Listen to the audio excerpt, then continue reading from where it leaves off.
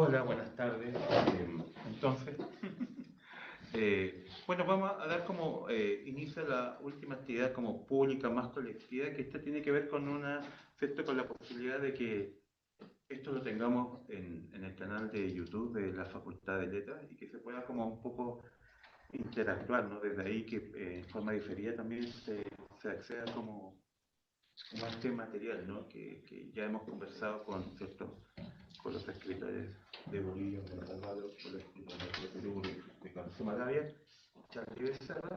Entonces, ahora habíamos pensado en la dinámica de hacer esto, ¿cierto? Estamos acá en la Universidad Católica y la hacemos también este espacio y además los fondos que nos permitieron un poco hacer la actividad que son los de, ¿cierto? ANIT, los de nuestro proyecto que tiene que ver con trabajar entre crimen organizado y narcotráfico en la representación literaria de novelas tiempos recientes, sobre todo siglo XXI, pero ciertamente, sobre todo en el caso de Bolivia, ¿no? Con estas novelas de los años 80, 90, que ha sido una gratísima sorpresa, ¿no? Para estudiar también establecer un diálogo desde ahí. La dinámica, a diferencia quizá de los 2 días que trabajamos tanto lunes como martes, es que esta vez va a ser como un poco más dirigido de parte de nosotros.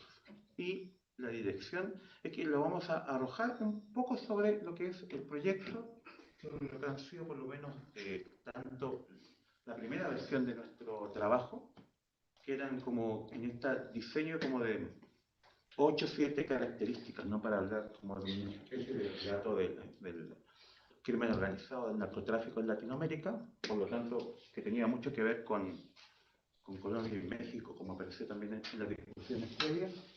Y por supuesto, en qué medida hay una diferencia con respecto a los relatos de Perú y Bolivia, entendiendo que esa lógica tiene que ver también con preguntas que probablemente vehiculemos a propósito del libro que terminamos sobre Chile, en el marco del equipo de la investigación, y que vimos algunas diferencias con México y con Colombia y que nos han obligado a repensar, y con mayor razón, al leer parte de las novelas de ustedes. Entonces, como vamos a dirigirlo para ahí, y por lo tanto las preguntas van a tener como esta lógica inicialmente. Vamos a tratar de establecer inicialmente como un contacto a partir de esta tipología que hemos propuesto, de algunos elementos, y vamos a proponer a uno de ustedes, o a dos si quieren tomarlo, pero no va a ser como una pregunta que ninguno tenga que responderle a las tres. ¿Se fijan? Entonces, como más o menos para que nos permita como avanzar un poco y poder al menos captar parcialmente parte de las dos investigaciones, tanto la que terminamos de Chile y que se está proyectando hacia Perú y Bolivia, y en el fondo lo que hicimos que era más global y que quería, o más global continental, ¿no? Que quería dar cuenta de este relato del crimen organizado, pero siempre pensándolo, vuelvo a decir, con un corpus eh, bien preponderantemente tanto colombiano como mexicano. Esa hace como un poquito la dinámica. Eh, yo creo que nos vamos a ir turnando un poco para hacer la propuesta de las preguntas con Silvana y con Paula, pero inicialmente en el marco de nuestra tipología consideramos algunos elementos, algunos los fuimos descartando. Por ejemplo, había uno referido a la violencia, que pensábamos que siempre, que se ha influido más bien por las narcoseries, habían elementos go. Entonces tratamos como de rendir una especie de homenaje a una especie de mentora que tenemos, que es Saya Valencia, y adaptamos un poco esa terminología para decir que siempre en estos relatos un poco aparecía un hecho de violencia extrema, que no eran necesariamente determinantes, ¿no? Pero eso en unas etapas ulteriores de nuestro trabajo de investigación, un poco no participó de la importancia que tuvo inicialmente. Otro elemento, y todavía sin llegar incluso a esta reflexión sobre Chile, Perú y Bolivia, otro elemento que para nosotros fue perdiendo un poco de importancia, pero que incluso en algunas de las novelas de ustedes, como que por ahí tiende a aparecer, pero no tanto como en el marco del mundo mexicano, yo diría, esta idea como de este exceso, como del lujo oneroso, como una idea como esta narcoestética asociándola quizá a la lógica de Miami. decirlo como más rápido, ¿no? Sí, sí, está bien. Frente a eso también vimos que en un principio como que lo pensamos desde ahí, pero creo que en la actualidad tenemos como una distancia respecto a eso. En cambio, sí, y quizá podríamos partir con eso ya que apareció el concepto de verosímil y otro. Uno de los conceptos que ha atravesado un poco nuestro trabajo es una suerte de pacto de lectura distinto que proponían estas novelas eh, del narcotráfico, que tengan como asunto la violencia y el crimen organizado. Y vuelvo a decir, muy ejemplificado por el caso de México, pensábamos que había un pacto de lectura, y acá podríamos polemizar un poco con Ricardo, ¿no? Que curiosamente nos devolvía una imagen semi-periodística. Es decir, el impacto de estas novelas para nosotros nos alejaba curiosamente del aspecto como estético. Nos situaba en un plano en que teníamos que volver a la realidad. Y esa realidad nos producía como inquietud. Es decir, a diferencia del pacto literario tradicional, en que uno ingresa a la obra y se deja seducir, ¿no? Como si estuviera en un cine, en el caso de las obras, por lo menos que descubríamos en México y en algún sentido en Colombia, pero sobre todo en México, tenían un cariz más periodístico. Entonces, da la impresión que no es que hubiera un traslado directo desde la imagen como desde el periódico, ¿no? O el evento violento, pero sí había una suerte de inquietud, que era imposible como asociarlo literalmente al relato policial, buscamos establecer un punto de diferencia, ni tampoco a esta idea de lo puramente estético. Ahí tuvimos una gran como conflicto que yo creo que nos dura hasta el día de hoy, porque por ejemplo esta novela que es muy reconocida en México, la de Yuri Herrera, Trabajos del Reino, al interior del equipo, nosotros decidimos estipularla como que no era narcoliteraria,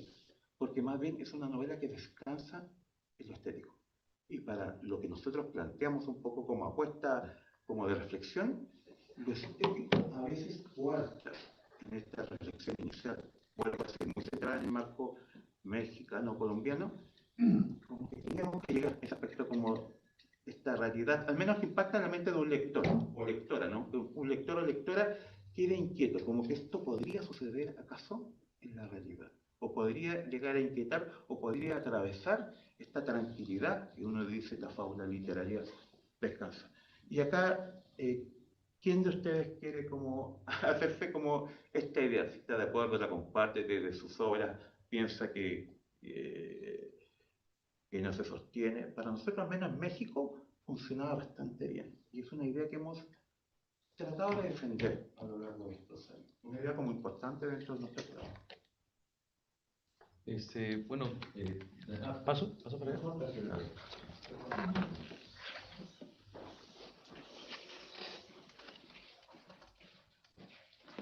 Bueno, en principio, yo creo que, como bien has dicho, podríamos polemizar con Ricardo, ¿no?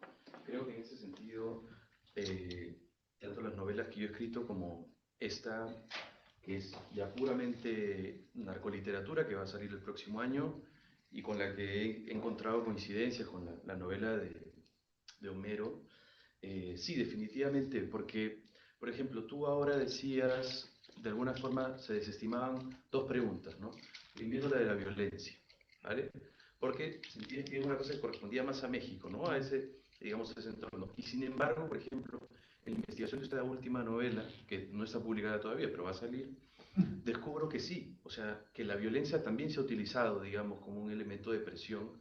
Por ejemplo, en el caso de Humberto Vargas Pizango, que es mi personaje, que es una persona que existe, digamos, y cuya historia yo he intentado retratar con la mayor fidelidad posible, cuando él es captado por el cártel de Medellín, de Pablo Escobar, para trabajar con ellos, había ocurrido que a la firma de Humberto lo habían estafado, ¿no? Habían estafado la firma de Humberto, le habían pagado con billetes falsos, varios fajos de dólares falsos. Entonces, un tipo que se llamaba, eh, no recuerdo ahorita cuál era el nombre, era un alias, ¿no? Y se había fugado. Entonces, tiempo después, digamos meses, cuando es captado por el cartel de Medellín, ellos le encargan una primera compra de pasta, él cumple, entrega un buen producto, ¿no? Buscando de las localidades de Tingo María, por ejemplo, donde se siembra la coca, Entonces, él entrega ese producto, creo que por un valor de cerca de $4 millones, o sea, un cargamento importante. Y Rendón, que era como el supervisor del cártel de Medellín, le hace el pago dentro de una finca y lo invita a su oficina. Entonces, Humberto va con su socio, se sientan en la oficina y Rendón les hace la propuesta, entre comillas, ¿no? La verdad, nos ha gustado mucho el producto que han entregado, lo han hecho muy bien, de ahora en adelante queremos que trabajen únicamente con el cártel de Medellín. Y como muestra de buena voluntad para trabajar entre ambos, queremos entregarles un regalo. Y uno de los hombres de Rendón les pone una caja delante, una caja que estaba como húmeda, ¿no? Con el cartón un poco doblado. Entonces lo que Humberto hace es abrir la caja y descubre la cabeza del tipo que lo había estafado. Entonces, obviamente, si no se percibe tanto, yo pienso es que porque no hemos encontrado todavía. Para mí, este tema está a un porcentaje de exploración muy bajo todavía. Entonces, yo creo que se podría encontrar ese tipo de elementos. Por otro lado, el tema de los excesos, digamos, los lujos. Eso es otra cosa también que yo he visto. Por ejemplo, eh, Pablo Escobar y Humberto Vargas hacen muy buena amistad porque ambos les gustaba mucho el fútbol. Y Humberto se había comprado un equipo de fútbol ahí en la selva, que era los Hungaritos Fútbol Club, ¿no? Que incluso llegó a jugar en la primera división, ¿no? O sea, y con esto mismo de comprar, traer jugadores y tal, y obviamente romperle la mano a árbitros para que lo favorezcan y pueda llegar a primera división, ¿no? Lo mismo también con respecto a las empresas. O sea, Humberto cuando se da cuenta que no le sale a cuenta estar alquilando avionetas para llevar, se compra una línea aérea, ¿no? O una aerolínea. Lo mismo también al momento de lavar su dinero, ¿no? Va y una de las formas en la que se le ocurre que puede lavar dinero es abriendo quizá la primera empresa de renta de autos en Iquitos, ¿no? Y compra 40 autos de un solo porrazo, full equipo, de lujo, los mejores autos que se podían encontrar en ese momento. Ahora, en este caso la empresa sale muy mal porque en Iquitos ni siquiera había pistas asfaltadas en ese momento. Entonces, podés imaginar lo que le pasaba a esos autos de lujo. Entonces, yo pienso que sí ha habido esos elementos, solo que toca la exploración. Lo que conversábamos en estos días, ¿no? Que durante mucho tiempo el relato del narco dentro del territorio peruano creo que se ha visto, le ha escaseado un poco la investigación, el tener un relato directo, digamos, y por otro lado también un poco la romantización la mitificación del negocio en sí mismo, ¿no? O sea, como decía ya en esta semana, ¿no? Siempre he visto a través del prisma de los mitos, de las leyendas y todo eso, ¿no? Entonces, claro, para mí sí es importante hacer ese trabajo previo, ¿no? Yo pienso que conforme se vaya investigando más, y claro, incluso en la novela de Homero también, yo lo estoy leyendo ahora y encuentro ese tipo de, claro, todavía no he llegado a ese nivel de violencia, ¿no? Pero quizá lo haya, ya me dirás tú si es que lo hay, ¿no? Entonces, pienso que es necesario todavía ese proceso de exploración para poder desenterrar las historias un poco, ¿no? Así que eso. Perfecto, Charlie. Gracias. La tercera pregunta, que yo creo que va a ser dirigida a Homero, la va a formular a Paula. Pero yo formulo antes una a Ricardo, no es que voy directa contigo. Ricardo, no es exactamente lo mismo, pero sí algo que conversaba con Silvana hace un rato, ¿no? Que tenía que ver a raíz un poco de lo de Corea ayer. Cuando tú mencionaste estos thrillers coreanos, ese sentido como de lo local que uno cierto busca como en este tipo de investigaciones, pero uno se da cuenta que el fenómeno del crimen organizado efectivamente es global e incluso es transnacional porque tiene que ver con permear las fronteras, ¿no? Y llevar la droga no solamente a consumo local, sino llevarlo a otros territorios donde está el dinero, donde esto se multiplica, etcétera.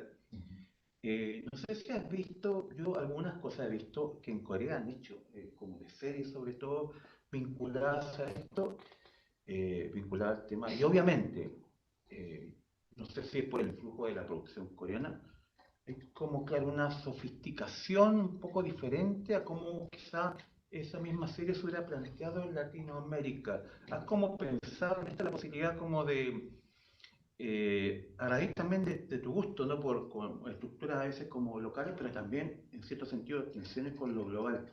como estas posibilidades del crimen. Nosotros a veces nos hemos preguntado, ¿no? Por la yakuza en Japón, y me acuerdo que un profesor nos decía, novelas no hay tanto, un profesor japonés, pero cine es una enciclopedia. O sea, algo al respecto sobre Corea, etcétera, cómo pensar esto o cómo cotejarlo, ¿no? Latinoamérica, que no se podría arrogar la exclusividad, ¿no? Quizás los capos son más conocidos sean de Latinoamérica. ¿Has pensado algo? A ver, acerco entonces. Así, maestro. Paso. Bueno, ¿qué tal? ¿Cómo están?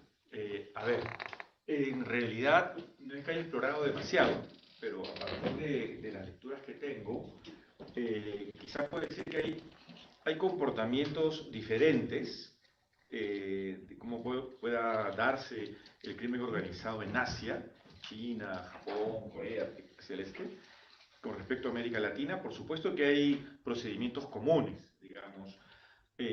Luego las estrategias de la violencia también pueden ir cambiando. En el caso asiático, el caso coreano específico, yo sospecho que viene también, quizá se le puede agregar aquí el confucianismo, digamos. La estructura criminal coreana puede tener una jerarquía marcada por el confucianismo, de obediencia, de fidelidad, de respeto hacia el líder, el no cuestionamiento, y esto son réplicas desde lo ilegal hacia lo legal, como pasa en la familia. Yo puedo mencionar que tiene que ver algo que no tenemos demasiado, también pienso, cuando hablamos de crimen organizado en América Latina, donde al no haber, obviamente puede haber una verticalidad, pero no necesariamente una fidelidad al estilo confuciano. De tal manera que por eso hay más traiciones, como el ejemplo que nos ha dado Charlie, que le llevan una cabeza, ¿no? Y también por el cine de criminal y la literatura criminal vemos muchos casos de traición. En el caso coreano no se da mucho por traición. Las novelas allí más que nada es como imponer una familia frente a otra, bloques completos, ¿no? No que se traicionen entre sí. Podría haber allí esos puntos de diferencia, y lo mismo pasa pienso, con los yakuza, que también tienen unos códigos que pueden provenir incluso de los códigos samuráis, también. No digo que los repliquen exactamente, pero que de todos modos hay códigos de honor. Hay códigos tanto japoneses, chinos, como coreanos. No es que en el caso latinoamericano no tengamos códigos de honor, pero esos han ido cambiando. O sea, está en el imaginario popular. No sé, yo recuerdo de infancia cuando decíamos, no, ladrones los de antes, ¿no? Ladrones educados. El ladrón de tu barrio no roba a los del barrio, ¿no? Va a robar a otros barrios. ¿No? En cambio ahora no, ya te roban a ti, a tu vecino. Entonces se han cambiado esos valores, entre comillas, dentro de la delincuencia. Eso por un lado. Ahora, ¿cómo esto se muestra en la literatura? Tanto en Asia como en todas partes, justamente ayer en una de estas charlas en la que hablaba de la editora coreana, o la criminal específicamente, mencioné a Kim Jong-ha, pero esto se refería al cine criminal coreano, donde decía es una romantización, que esa violencia, según él, él no la percibía, pero lo que él tenía, él estaba dando una lectura a partir de su experiencia, a partir de lo que él entiende por la realidad coreana. Entonces allí, donde entramos al punto, cuando queremos cotejar lo que pretende representar una novela criminal frente a esa realidad que le está dando insumos a esa novela. ¿A quién le creemos? ¿A quién tiene la última palabra? Nadie.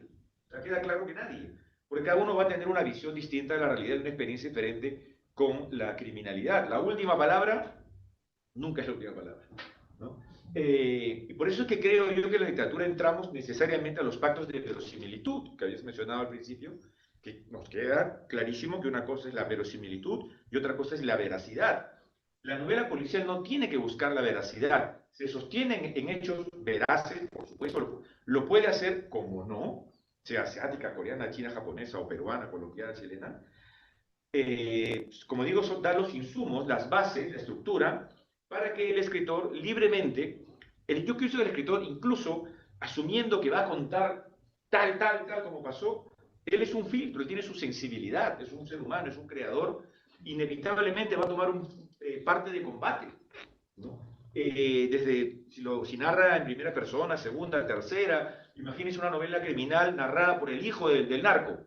Ok, por la mujer del narco o por el mismo narco, ellos van a tener su verdad y no vamos a decir, no, nos está mintiendo.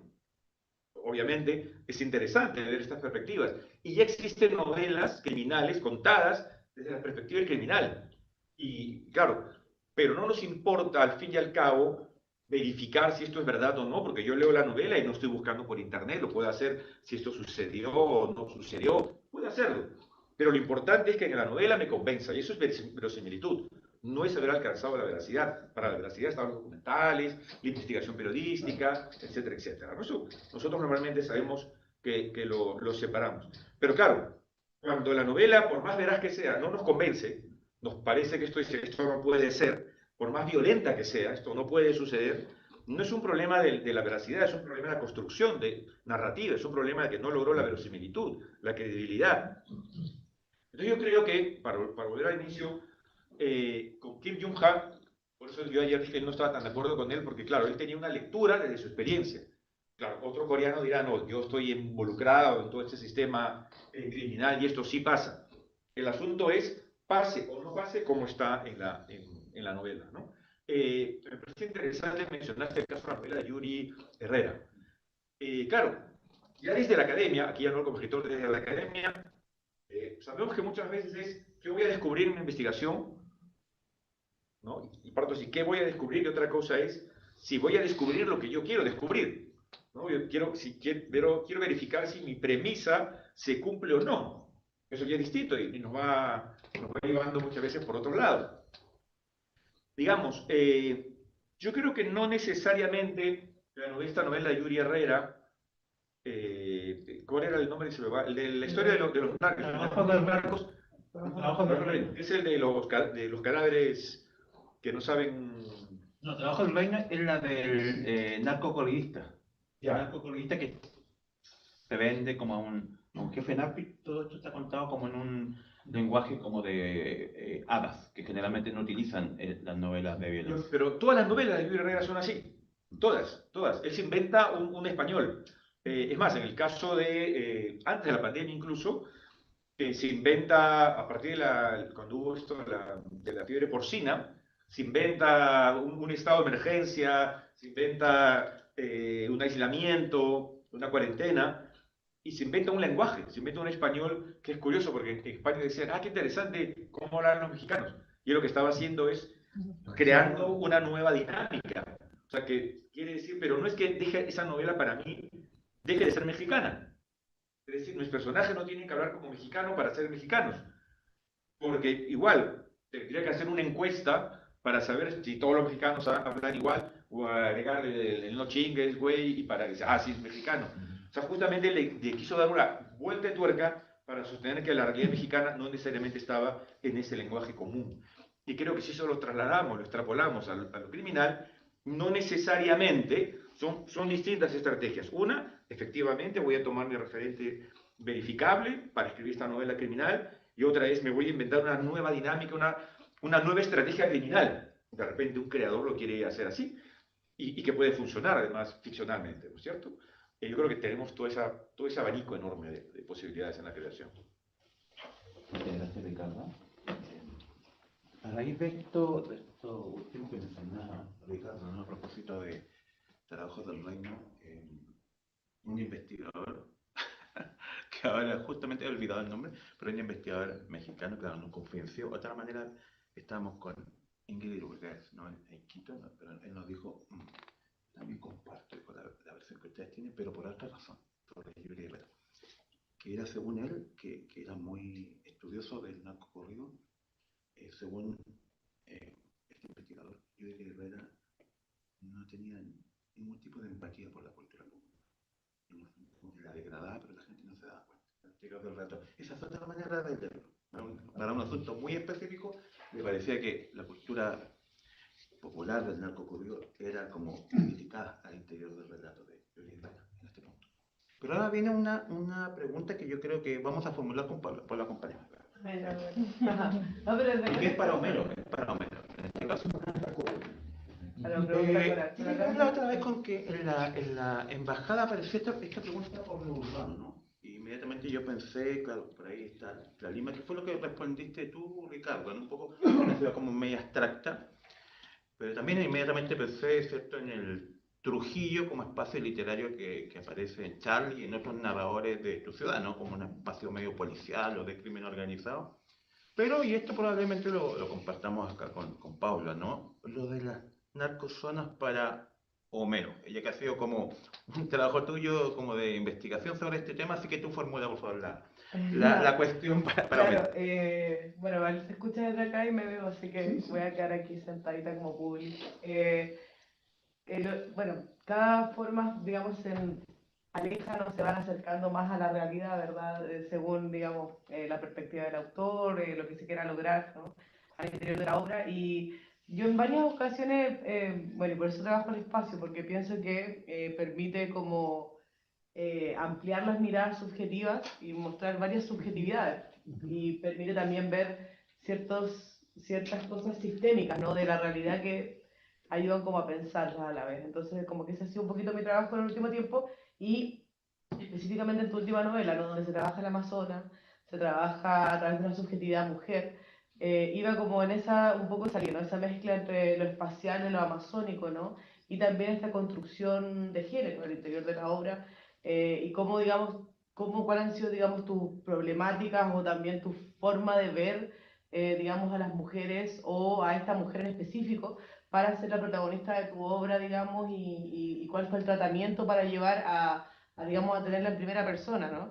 Y pensando en este yo espacializado que te decía antes, que era como donde se incrustan otras voces, creo que a esta personaje precisamente se le van incrustando también las voces de toda esa experiencia en los 80 en el narcoestado boliviano, ¿no? Entonces, ese procedimiento, ¿no? Como entre espacio y subjetividad y principalmente arrojado a la creación de esta mujer, ¿no? Y también tú como hombre, también como escritor masculino, quizás ver cómo fue ese procedimiento de la construcción de esta subjetividad, ¿no? Y de este espacio narrativo. Por favor, eso, muchas gracias. Para ir pensando la respuesta, voy a acotar algo a lo que decía Ricardo con respecto a los códigos de violencia que se van generando en América Latina y en el resto del mundo, en este caso Corea y Japón. En el año 89 yo viví en Nueva York y con mi esposa, y de pronto escuché una noche una noticia donde el FBI estaba totalmente azorado porque en Queens habían matado a toda una familia, como 7, 8 personas, incluido 2 bebés. Y los del FBI, el que daba el informe decía, esto no ha sido producto de las mafias irlandesas, italianas o neoyorquinas en general, fueron los colombianos. ¿No? Porque las mafias, dice, irlandesas, italianas, no matan bebés, no matan niños. En cambio, la violencia colombiana había llegado ya al país del norte y no respetaba códigos. Bueno, ahora para responder tu pregunta, cuando aparece esta señora, que sigue viva, ¿no? 80 y tantos años, ella me busca a mí. Ella me busca a mí para que yo escriba, porque ella quería deshacerse de esos demonios que la perseguían, ¿no? Yo había escuchado de hablar de ella muy joven, ¿no? en mi pueblo y en la ciudad de La Paz, pero obviamente le perdí la pista. En algún momento pensé en escribir sobre ella, pero le perdí la pista porque me parecía muy interesante ver el tema del narcotráfico desde el punto de vista de una mujer. Es decir, un negocio que aparentemente es masculino manejado por una mujer, ¿no? Eso es algo que puede parecer inverosímil, pero que no lo es, ¿no es cierto? De hecho, Pérez Reverte rescata otra figura femenina real en La Reina del Sur, que luego ya el cine y la televisión lo ha vuelto todo un ícono, ¿no es cierto? Entonces, a partir de ahí yo empiezo a investigar y voy llegando a algunas conclusiones que pueden servir para todo lo que estamos discutiendo ahora. Por ejemplo, el tema de por qué en Bolivia no se da el fenómeno que se da en México y se da en Colombia, ¿no? Con respecto a la narcoliteratura. ¿Por qué en los años 80, 90 no se da eso? Y creo que es por la siguiente razón. En Bolivia no había desarrollado, hasta el día de hoy no lo hay, una gran industria editorial, es decir, hay pequeñas editoriales, los escritores no tienen mucho acceso a publicar a través de editoriales, sino que tienen que publicar ellos mismos, es decir, autopublicar, si eso significa dinero. Uno. Dos, el cine. El cine en mi país está muy poco desarrollado. En cambio, en Colombia y en México ya estaba desarrollado. Tres, las telenovelas. En Bolivia no hay telenovelas. Tal vez ha habido una en estas 2 últimas décadas, nada más. En Colombia y en México sí hay telenovelas, ¿ya? Luego, en México específicamente, el caso de los narcocorridos, ¿no es cierto? Que el corrido ya existía antes del narcotráfico, era una parte de la cultura popular. Y el narco entronca ahí porque tiene que ver con la frontera, que es donde nace los corridos, y entonces encaja muy bien, ¿te das cuenta? En el caso de Bolivia, entonces la literatura narco no aparece como ese fenómeno, pero sí los códigos, ¿no? Esos de la narcoestética, el copiar de Miami, el copiarse de los burgueses. Sí, cuando yo investigo, es igual en Bolivia, es igual en Perú, es igual en Colombia y es igual en México. Incluso hay un lenguaje, ¿no es cierto? Porque el narcotráfico va desarrollando una subcultura que tiene que ver con la lengua, tiene que ver con acentos, con maneras de hablar, palabras que son diferentes, porque todo esto va creando códigos lingüísticos para poder entenderse entre ellos y que tal vez los infiltrados, los agentes, no los entiendan, ¿no es cierto? Me acuerdo de un chiste que corría en el Beni en esa época, y era que en el Beni existe la palabra empanizado, que es un dulce hecho de la caña de azúcar, ¿no? Y como era todavía rural, hasta ahora es rural, ¿no es cierto? Hablaban mucho por radio, radioaficionados. Ahora, bueno, el teléfono celular ha reemplazado eso. Pero a través de la radioaficionado, todo el mundo podía escuchar, todos los que tenían radios de onda corta, inclusive podían captar. Entonces había códigos lingüísticos, ¿no? Y un chiste es que una vez escuchan un diálogo de 2 narcos, ¿no? Que uno le dice al otro, oye, ¿cómo fue? ¿Ya fuiste al Chapare? Sí, sí, ya está, ya embarqué los empanizados en el barco. Allá está todo el barco, sí, ¿cuánto? Te estoy mandando 100 empanizados, que eran 100 kilos, ¿no? 100. ¿Y con quién me estás mandando? Le dice, ¿quién está a cargo de traer el producto hasta Trinidad? Y le dice, Chichico. Chichico, le dice el otro, ¿no? Ah, no, perdón, pero todo esto era con cambio y fuera, ¿no? Cambio, Chichico, cambio, ¿no? Porque estaban hablando a través de la radio aficionada. Le dice, sí, Chichico eres. Pero no puede ser, pues, ¿cómo me vas a mandar con Chichico? Chichico es lo más dulcero, se va a comer los empanizados. Dice, ¿no? ¿Qué quería decir eso? Que ese Chichico era adicto, ¿no? Y que no iban a llegar los 100 empanizados, iban a llegar por lo menos 95, digamos, ¿no? Bueno, entonces se iban generando esos códigos lingüísticos, ¿te das cuenta? Que obviamente son diferentes en cada lenguaje, en cada ciudad, pero que son códigos lingüísticos generados en cada una de estas regiones, ¿no? Ahora, en el caso ya de por qué la región, que era una de tus preguntas, en el caso del Beni es porque es la parte más profundamente amazónica de Bolivia, el Beni Pando, ¿no? El país de los grandes ríos, porque ahí están los grandes ríos.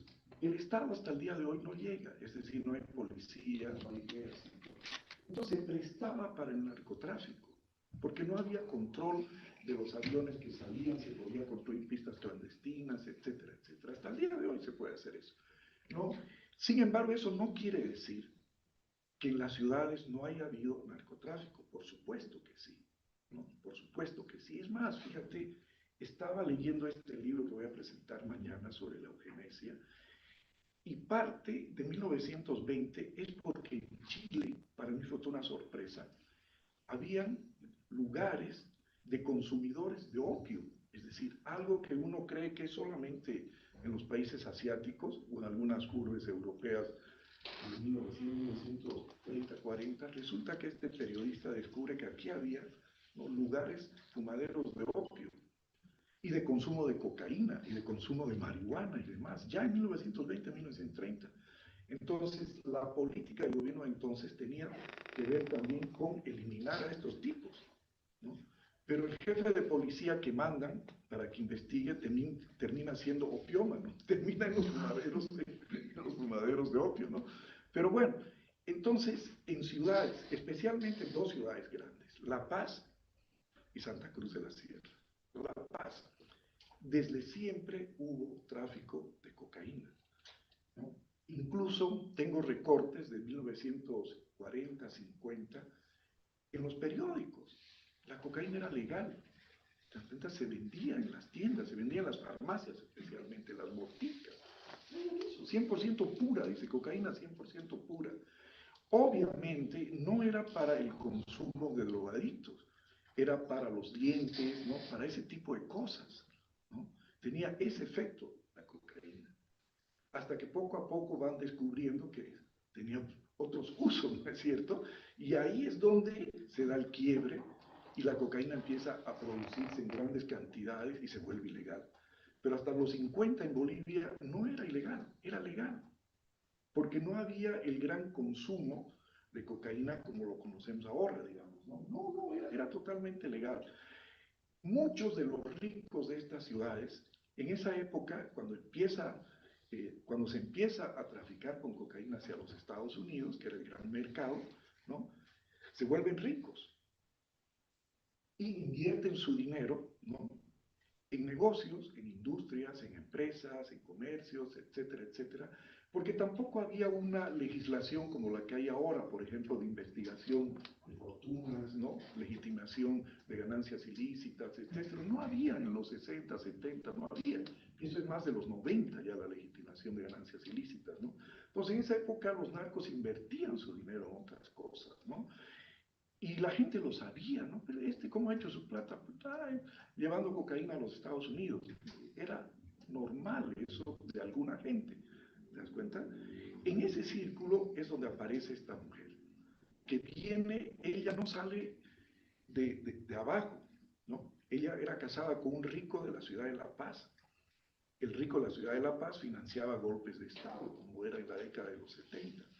¿No?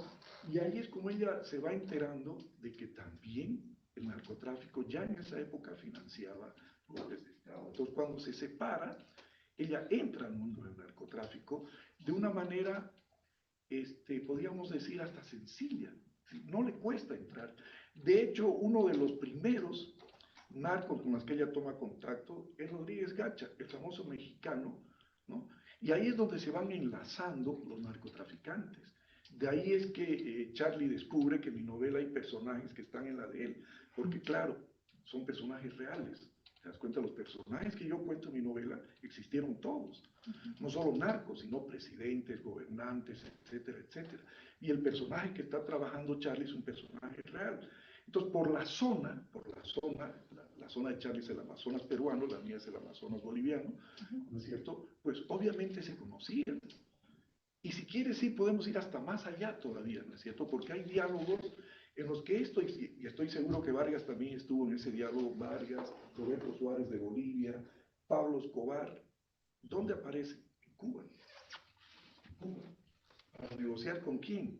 Con Ochoa, el general que años más tarde es fusilado por Fidel por narcotraficante. Pero lo que dice Roberto Suárez, ¿no es cierto? Y yo lo he escuchado decir en Trinidad, es que en esa reunión estaba Fidel. Y que Fidel da el visto bueno para que los narcotraficantes de América Latina inunden Estados Unidos de droga, ¿no?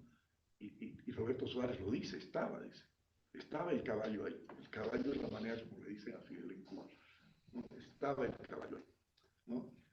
Entonces te das cuenta de decir, esto no es solamente de cada uno de nuestros países, por eso la investigación que ustedes están haciendo me parece genial, porque hay toda una serie de recovecos, de túneles, ¿no? De pasos a desnivel, como también autopistas, como también aeropuertos internacionales en la investigación, me refiero literariamente hablando, metafóricamente hablando, que los van a conectar, los van a conectar. ¿Te das cuenta? Por ejemplo, hablaba yo con el cónsul de mi país, la mayor cantidad de presos que hay ahorita en Antofagasta, Iquique, ¿no? Y Arica es de bolivianas, mujeres, mulas de narcotráfico. O sea, que intentan cruzar la frontera llevando la droga en el estómago, ¿no? Entonces, ya son miles, no son cientos, son miles de mujeres bolivianas presas en cárceles chilenas por ser mudas.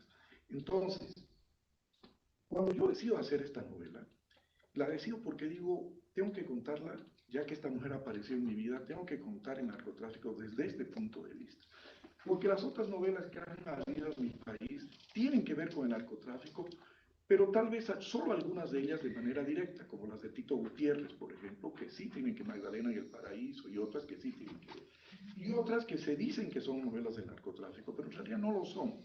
Por ejemplo, Jonás y la ballena rosada de Wolfgang Montes, que es una novela que ganó el premio Casa de las Américas, es una novela de amor, porque el protagonista, ¿no es cierto?, casado, el suegro es narcotraficante, pero la historia que cuenta la novela es la historia de ese tipo con su cuñada, ¿no es cierto?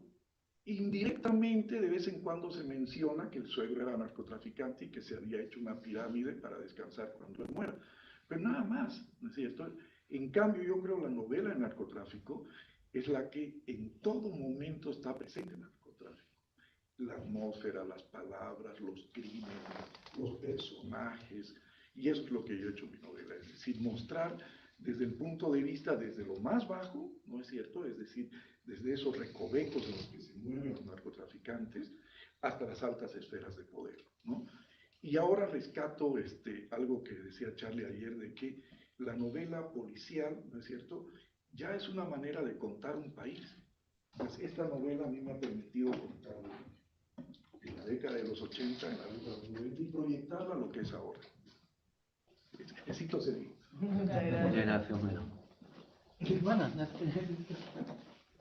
¿Por qué les parece este lado?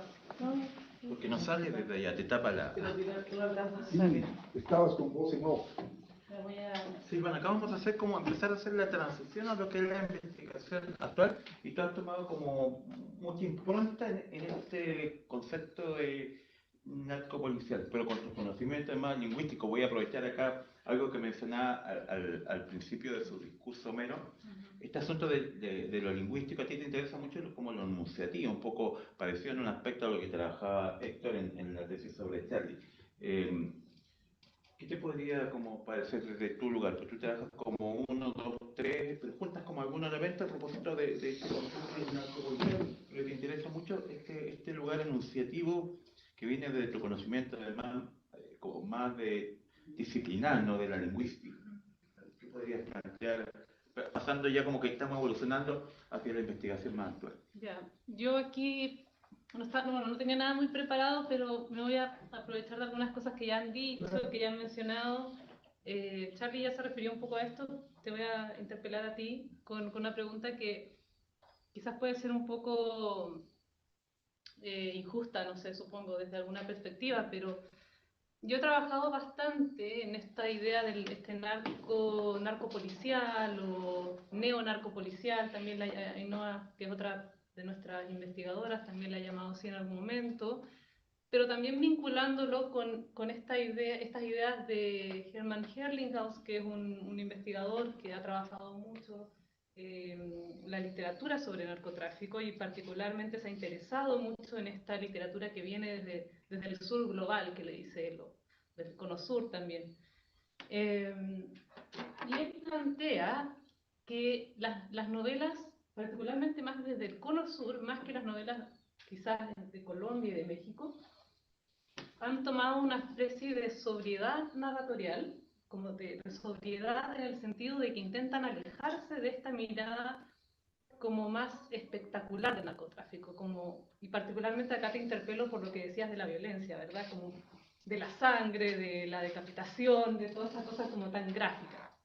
Y él plantea como hipótesis, ¿verdad? Que desde países como Perú, como Bolivia, se ha intentado dar vuelta a esa imagen como tan espectacular del narcotráfico para decir, nosotros somos víctimas también de un estereotipo, de una discriminación, de un prejuicio, que no parte, que no es el origen, como decía Homero, ¿verdad?, de cómo estas sustancias se ocupaban ancestralmente y de manera más tradicional. Entonces acá viene un agente externo, ¿verdad?, que encuentra esta sustancia y la transforma en este oro blanco. y a nosotros injustamente se nos ha catalogado o se nos ha puesto en esta obra de violencia, en esto que decía también Homero de los colombianos matan bebés, ¿verdad? Como además una violencia muy radical. Entonces, él plantea que habría un intento desde los escritores, desde el Cono Sur particularmente, de escaparse de eso. Pero tú también nos dices como un poco lo contrario, ¿verdad? Esa violencia existe y puede ir apareciendo. Entonces, ¿cómo te sientes tú como autor interpelado por esta hipótesis de Herlinghaus de que en realidad acá habría un intento más bien de alejarse de esta imagen de la violencia, aunque eso podría implicar quizás ocultar la verdad hasta un cierto punto? No sé cómo lo ves.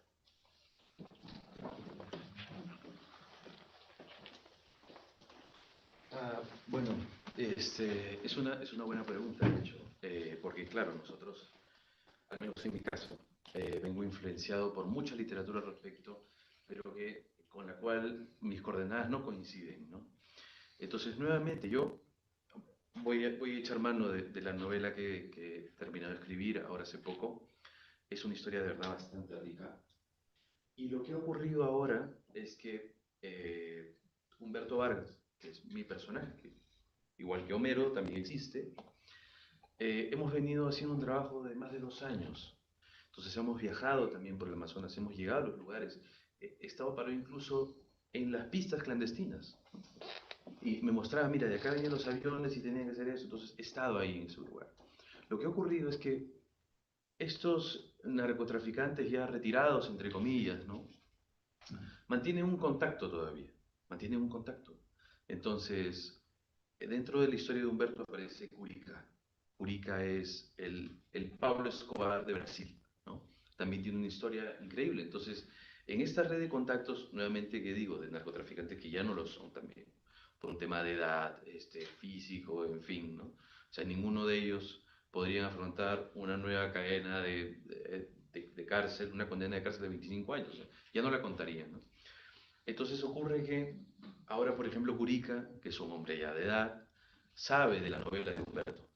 Y entonces desde Brasil dice, oye, yo también tengo muchas cosas que contar ahí, que nunca salen, nuevamente hemos hablado del cine, las series, casi que nunca aparecen ahí. Una cosa que me pareció muy interesante fue que cuando yo comienzo a hablar con Humberto, igual que le ha pasado a Homero, tengo que decirlo, a mí también me vinieron a buscar para contar esa historia, ¿no? Entonces, al menos para mí es maravilloso, porque yo llevo una vida que casi que en ningún momento me hace coincidir con un narcotraficante retirado con una gran historia, ¿no? Entonces, que venga la historia y te toque la puerta, para mí es algo que agradezco mucho, ¿no? Entonces, por las mismas series, cuando me comienza a contar, yo encuentro puntos de coincidencia, por ejemplo, con lo que se ve en la serie de Narcos México y Narcos Colombia. Hay una cosa muy interesante que ocurre, me parece, en el segundo capítulo de Narcos México, que es que tienen, si no recuerdo mal, Miguel Ángel Félix Gallardo comienza a tener problemas con las rutas para entregar droga, no sé, con los aviones. Entonces lo que yo hacía era tomar eso, mientras estaba escribiendo la novela, y le decía a Humberto, oye Humberto, mira, por esta época más o menos pasó esto, ¿recuerdas algo de eso? Y me decía, sí, porque ocurría, por ejemplo, que cuando tenían que agarrar este paso montañoso, pues había muchos accidentes, entonces comienzo a encontrar puntos de coincidencia, lo que nuevamente aumenta la verosimilitud de la novela, ¿no? No me atrevo a decir la veracidad, porque por supuesto, cuando uno cuenta crímenes propios, pues obviamente terminará escamotando algunas cosas. Y sin embargo, conforme ha ido avanzando el tiempo, este tipo de preguntas difíciles sobre la violencia, a mí me costó más o menos un año hacérselas a Humberto. Porque claro, durante todo un año él me contaba historias de mucho dinero, viajes espectaculares, los recuerdos de su infancia, porque él inicia en el mundo del narcotráfico cuando tiene 11 años. O sea, es más, creo que tiene 12 o 13 años la primera vez que él visita un campamento de fabricación de coca. Es una imagen impactante porque él duerme en el campamento. Básicamente, durante todo el día, su papá, mientras hacía los tratos con los vendedores de la pasta, él se queda en el campamento y echa mano y ayuda a los tipos que estaban cocinando. Entonces él mismo hace esto, paletea dentro de las pozas, ¿no? Y al final del día termina con sus primeros 3,5 kilos de coca que él mismo había hecho, ¿no? Entonces, es impactante. Él cuenta una cosa que es una de las imágenes que se me ha quedado, y quizá ahora lo entiendo, es el tipo de imágenes que llevan a romantizar este relato. Él dice, nos quedamos a dormir esa noche en un tambo, y a la mañana siguiente despertamos, y todos las cuatro personas que estábamos en ese lugar, estábamos manchados de sangre, estábamos empapados de sangre los cuatro. Entonces, obviamente, asustadísimos, ¿no? ¿Qué ocurrió? Estamos vivos, no tenemos un gran dolor, pues estamos empapados de sangre. Entonces, uno de esos tipos agarra y se palpa el cuello y se encuentra dos huequitos acá en el cuello. Y dice, estos han sido los murciélagos. Entonces, pero ¿cómo no nos hemos dado cuenta? Y él cuenta una cosa y dice, no, los murciélagos llegan a ti cuando estás en el momento más profundo de tu sueño. Y lo que hace es que mientras te chupan la sangre, aletean tu rostro, ¿no? Aletean tu rostro para que tú no te despiertes. Entonces, claro, esa es una imagen casi, no sé, como muy de material para romantizar, exactamente, ¿no? Como el murciélago que llega, en fin. Entonces, yo lo entiendo. Ahora, volviendo al tema de la pregunta, ha habido mucha violencia, que no sea tan gráfica o tan específica o tan retorcida como la que se muestra en Colombia y México, es una cosa, pero el Amazonas está lleno de cadáveres, de ladrones y de narcos que se han matado a tiros, pero yo diría cientos, y no miles, ¿no? Entonces, muchas veces durante las conversaciones y haciendo un recuento de los viajes que ha tenido Humberto en el Amazonas, llegado a un punto, yo le hice la pregunta y le dije, bueno, tú has sido un capo de narcotráfico. Discúlpame que te pregunte esto, pero a mí me es difícil creer que un capo de narcotráfico no ha cobrado una sola vida humana. Yo no lo puedo creer. Entonces me dijo, bueno, yo esperaba que llegara el día en que tú me preguntaras ese tipo de cosas y que yo estuviera preparado para contártelas. Entonces, por supuesto, en la novela nuevamente hay un recuento de víctimas, gente que quizás no Humberto directamente, pero sí sus hombres, ¿no? Claro. Los hombres de Humberto. Él ordena, claro. Exacto, él ordena, ¿no? Ahora, por supuesto, ha habido momentos donde tanto él como su padre han tenido que defenderse para salvar la vida, ¿no? De gente que venía a robarles, tanto de los mismos, como piratas del Amazonas, entre comillas, y del mismo ejército, ¿no? Porque también incluso en ese momento había una gran corrupción del ejército. Es interesante porque quien inicia el negocio es el padre de Humberto. Y el padre de Humberto comienza en los años 60 más o menos. En esta parte de Sudamérica hay un boom de la carne de paiche, ¿vale? O sea, todo el mundo parece enamorado de la carne de paiche. El paiche es un pescado. Exacto, es un pez de río muy grande, ¿no? Entonces hay este boom primigenio y el padre de Humberto se convierte en un paichitero, básicamente. O sea, antes iba, compraba la carne, pero conforme iba popularizándose el consumo de esta carne, él tiene que ir más adentro y más adentro, incluso llega hasta bien entrado el Brasil para seguir trayendo. Entonces, lo que comienza como 200, 300 kilos se vuelve en un momento en 2 toneladas. Entonces, tú imagínate cómo se ven 2 toneladas de pescado. Entonces, de eso se dan cuenta los traficantes. Y dice, oye, tú ya pasas con esto todo el tiempo, vas y vienes. Claro. ¿Qué te parece si llevas estos relojes? De contrabando, por supuesto. ¿Y qué te parece si llevas estos jabones? Porque hay unos jabones negros, me parece, en esa época. Feo. Mira. ¿Te das cuenta? Entonces, que era muy popular porque decían que estaban hechos con esto, con tal. No, huele muy rico. Sí, claro. Homero parece que los ha usado. Sí, mucho. Entonces había un contrabando de este tipo de cosas, pieles de animales también, incluso animales mismos. Entonces para los traficantes, para los contrabandistas, mejor dicho, era fácil darse cuenta de que este tipo lo único que tenía que hacer antes de cargar todo el pescado era encaletar esas cosas y poner encima 2 toneladas de pescado. Entonces se comienza a habituar a no bajar la carne porque rara vez un militar se animaba a descargar las 2 toneladas y hacer otra vez que la vuelvan a poner. Entonces, Pescado. Pues. por supuesto. Por supuesto, y eran viajes largos. Entonces es así que comienza, y luego, claro, ya salta a la pasta, ¿no? Primero medio kilo, con lo que se da cuenta que gana muchísimo más que llevando, no sé, 2 toneladas. por supuesto, ¿no? Por supuesto. Ahí es cuando estamos hablando de mucho dinero también en ese momento y gente que necesita cuidarlo. Entonces, digamos, quizá la gente se ha habituado a pensar de que en esta zona o en esta parte de esta cadena de tráfico no hay tanta violencia porque para que pueda darse una cantidad de dinero mayor hay que cruzar fronteras. O sea, la coca vale lo que vale porque llega a determinado lugar. Y quizá aquí adentro no, pero aún así Aún así no estamos hablando de... Y también había muchas firmas de narcotráfico, tanto de productores como gente que llevaba básicamente desde el centro de la selva, digamos, en Tingo María, lo llevaba a la frontera y ahí mismo vendía. Pero lo recuerdo por los relatos que me hacía el papá de Humberto. Lo quisieron matar muchas veces, muchísimas veces. Se salvó de morir muchas veces. El mismo Humberto también se salvó de morir muchísimas veces, pero básicamente porque iba armado. Entonces, nuevamente, yo creo que eso es una cosa pendiente. Yo no me animaría a decir todavía, no, así, aquí no es así. Porque lo que falta es contar esas historias. Están todavía para escarbar, ¿no? Gracias. Sí, para acotar algo más, había una figura en Santana, el Yacuma, el pueblo donde yo soy, donde era Roberto Suárez y la mayoría de los narcos de los 80, había una figura del rehén. ¿Qué era el rehén? Resulta que los que enviaban la coca de Santana a Colombia, llegaban a Colombia en su avioneta y los mataban. Es decir, descargaban la cocaína, los mataban a los que estaban ahí, se quedaban con la droga y la avioneta. Les perdían todo los de Santana. Entonces inventaron una figura del rehén, ¿no? Entonces por la radio le decían, ok, te vamos a mandar, ¿cuánto quieres? 300 kilos, muy bien.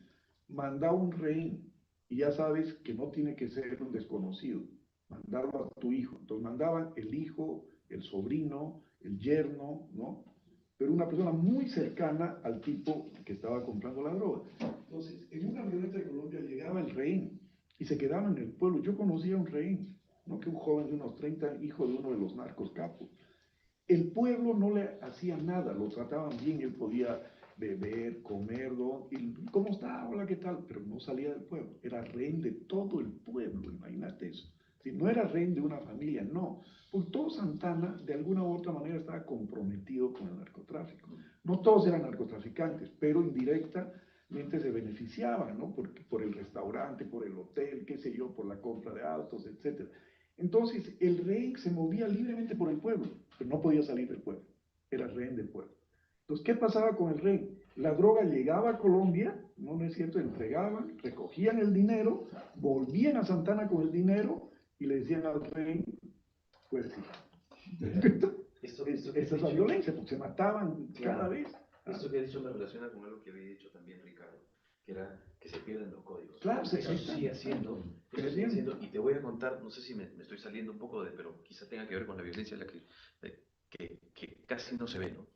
Estando en Leticia con Humberto y con sus antiguos socios, había un colombiano al que le decían la bruja, ¿no? Ya un señor mayor, obviamente había conocido la fama, la fortuna, la riqueza, y ahora estaba básicamente trapicheando, ¿no? Entonces está la bruja, que por cierto creo que tiene una docena de hijos por ahí, por allá, y siempre anda como muy ajustado, ¿no? Entonces ha sido casi una escena que podría bien salir en una película. O sea, todos estos antiguos narcos se siguen reuniendo en estos cafés, donde básicamente vienen extranjeros, quieren comprar 1 kilo y él se encarga de conseguir básicamente por teléfono. Pero estando ahí, a la bruja le había llegado una propuesta de gente que todavía estaba en activo y manejaba grandes cargamentos. Y le dicen, oye, lo llaman y le dicen, mira, brujita, tienes que irte a Cusco, básicamente para que nos confirmes si es que ahí hay una pista como nos han dicho. Tú vas a ir a Cusco y te vamos a pagar $5,000, pero tienes que ir ahí y esperar a que llegue el cargamento para certificar de que van a llegar. Entonces, claro, la bruja recibe eso, como ya le dije, su situación es precaria, ¿no? Básicamente, a él le va bien si gana en el póker o si le sale 1 o 2 kilos de venta de coca. Y Humberto le dice, no lo hagas, porque cuando tú llegues ahí y tú creas que viene la plata para ti, ahí te van a matar. No lo hagas. Entonces, durante los 3 días, básicamente, que hemos estado ahí, el último día él también tenía que viajar a Cusco, ¿no? Entonces, fue una cosa muy interesante porque tú veías estos antiguos socios ya, hombres muy mayores, y básicamente Humberto le decía, no, piensa, tú eres un viejo, tú ya no le sirves a nadie ahí. Entonces, cuando tú llegues, lo primero que van a hacer es que te van a matar. ¿De qué te va a servir esa plata? Ni siquiera te la han dado. Entonces fue muy interesante porque el último día, cuando ya nos íbamos de clase, él agarra y cancela el trato. Dice, no, ya no voy a viajar. Entonces, bueno, más o menos así, por ahí va la cosa. Por ahí va. Yo quería complementar un poquito, o sea, bueno, si que se siente después quien contesta quien quiera, pero me pasa que he leído o tenido acceso a al menos 4 novelas del narcotráfico del Amazonas peruano, en el que siento que un poco se desafía esta idea de la violencia explícita asociada necesariamente al narco, y de hecho como que un poco se estiliza la idea que hablaba recién Silvana, ¿no? O que propone más bien Germán Herlinghaus, que es como de una estética de lo sobrio, de mostrar otra forma, digamos, de la violencia que tiene que ver más con la decadencia de la ciudad, o sea, esta modernidad que, como, que no se adapta bien al Amazonas, por la corrupción de las mismas instituciones, ¿no? que provocan esta decadencia. Y otra cosa que conversé en algún momento con la Ainhoa, ¿no? Que ella también es parte del equipo, termina siendo el narcotráfico como una cortina de humo de otras violencias mucho más fuertes. O sea, no solamente en términos, por ejemplo, las que estaban asociadas a guerrillas o a instituciones de poder como la policía, Tráfico de armas, claro, de humanos, o sea, eso. De hecho, me leí la trilogía de Jorge Nájar, El árbol de Sodoma, que tiene 3 tomos, donde la primera se llama La compañía del Alto Putumayo, y la última Nadie escucha el canto, y tienen que ver con esta, como una mezcla entre lo onírico, un poco como lo psicoactivo que pueden tener las sustancias que están en esa zona, incluso que funciona como una liberación de esta violencia sistémica, que tiene que ver con la decadencia, como les decía, de la ciudad, o este tráfico de personas, que ya no solamente estamos traficando armas, sino que estamos traficando órganos, traficando bebés, y el Amazonas es un lugar donde puede pasar eso con más facilidad que otras zonas, ¿no? También se toca como el tema de Manaus, ¿no? Ahí mismo en esa misma obra. Y la otra obra que hace algo parecido, pero lo narco es totalmente, digamos, secundario, pero es un policial, ¿no? Es lo de El río infinito de Chaparro, de Conejo Chaparro, donde también me da esa sensación de que lo narco o estas violencias como explícitas de lo paraestatal, por decirlo así, termina siendo algo menor que lo que está sistémicamente, digamos, funcionando como violento. Entonces, ¿qué les pasa a ustedes con esa idea de mostrar incluso como lo narco como algo no necesariamente malo? De hecho, así como yo creo que también hay algo de eso en tu obra, en la obra como con Valentina Ziegler, como que se ve el matiz igual de los humanos que están dentro de ese lugar, y no solamente mostrar el lado más horrendo, digamos, sino que también hay personas, gente que llegó ahí porque tenía que llegar, digamos, etcétera. Y además no es lo más terrible. Como que lo más terrible del Amazonas era, como les decía, este tráfico de órganos, tráfico de niños, de bebés, de mujeres. Entonces, a eso me refería, como ¿qué piensan de que este tráfico de drogas o incluso el consumo de drogas al interior de esta obra sea como casi que un punto de fuga de estas formas más violentas aún que tienen que ver con esa modernidad decadente del Amazonas? Eso. No sé si Ricardo, que ha estado callado. No, lo que pasa es que yo no he escrito novelas con el tema del narcotráfico, o sea, a diferencia de ustedes que sí lo tienen de primera mano. Pero como lector, hay algo que me preocupa un poco, porque veo que queremos hablar de libros, de historias ficcionadas, que ya dije hace un momento que parten de la base real, pero a veces al responder no vamos al libro, sino vamos a la realidad, ¿no? Y ahí es donde tengo mi sospecha de que siempre necesitamos la realidad para cotejar el valor del libro, ¿no? Entonces allí creo que podría haber algún problema, ¿no? Porque alguien totalmente ajeno a nuestro ámbito lee la novela y si hablamos de un narco con 3 características, no va a estar preocupado si es verdad exactamente. Si existió o no existió. Le importa La muy historia es verosímil o no. total, es con lo único con lo que se va a quedar, ¿no? No, y de hecho, perdón por interrumpirte, pero en esta trilogía por lo menos hay una narco muy inverosímil, por así decirlo, porque es como una mujer buena, una mujer que cura con la pasta de coca, casi como una chamana. Entonces es muy lo contrario, digamos, y por eso no sé si exista realmente, pero es muy de imaginación, ¿no? Pero ahí está, porque ¿qué pasa? Que tenemos o tienes de repente en esa lectura un modelo de lo que ya es el narcotráfico en estas zonas, y de repente Jorge Nájera te dice, mira, esto es lo más real que he escrito en mi vida. Porque igualmente estamos dependiendo de lo que está fuera del libro y no en el libro. Entonces, eso es allí lo que me puede preocupar un poco. Y lo que sí me parece interesante también es analizar por qué escribir una novela con narcotraficantes, o sea, del narcotráfico. Entonces no es lo mismo, yo quiero escribir la vida de un narcotraficante o quiero escribir sobre el narcotráfico. O sea, la mirada es cambiante. Y luego, de repente la vida, un narco puede tener una vida, entre comillas, psicológica, una vida feliz. Es decir, es un negocio ilegal, lo llevo adelante y nunca me ha pasado nada. O sea, ha matado uno que otro, lo importante no es que mató o no mató, si hay más o menos violencia. Yo creo que a lo mejor lo que activa la novela, o una narconovela, es porque esa lógica del narcotráfico algo se altera. Pero es que este es el principio de la narración, o sea, está en la tragedia, ¿no? En la tragedia griega, es decir, se rompe el orden.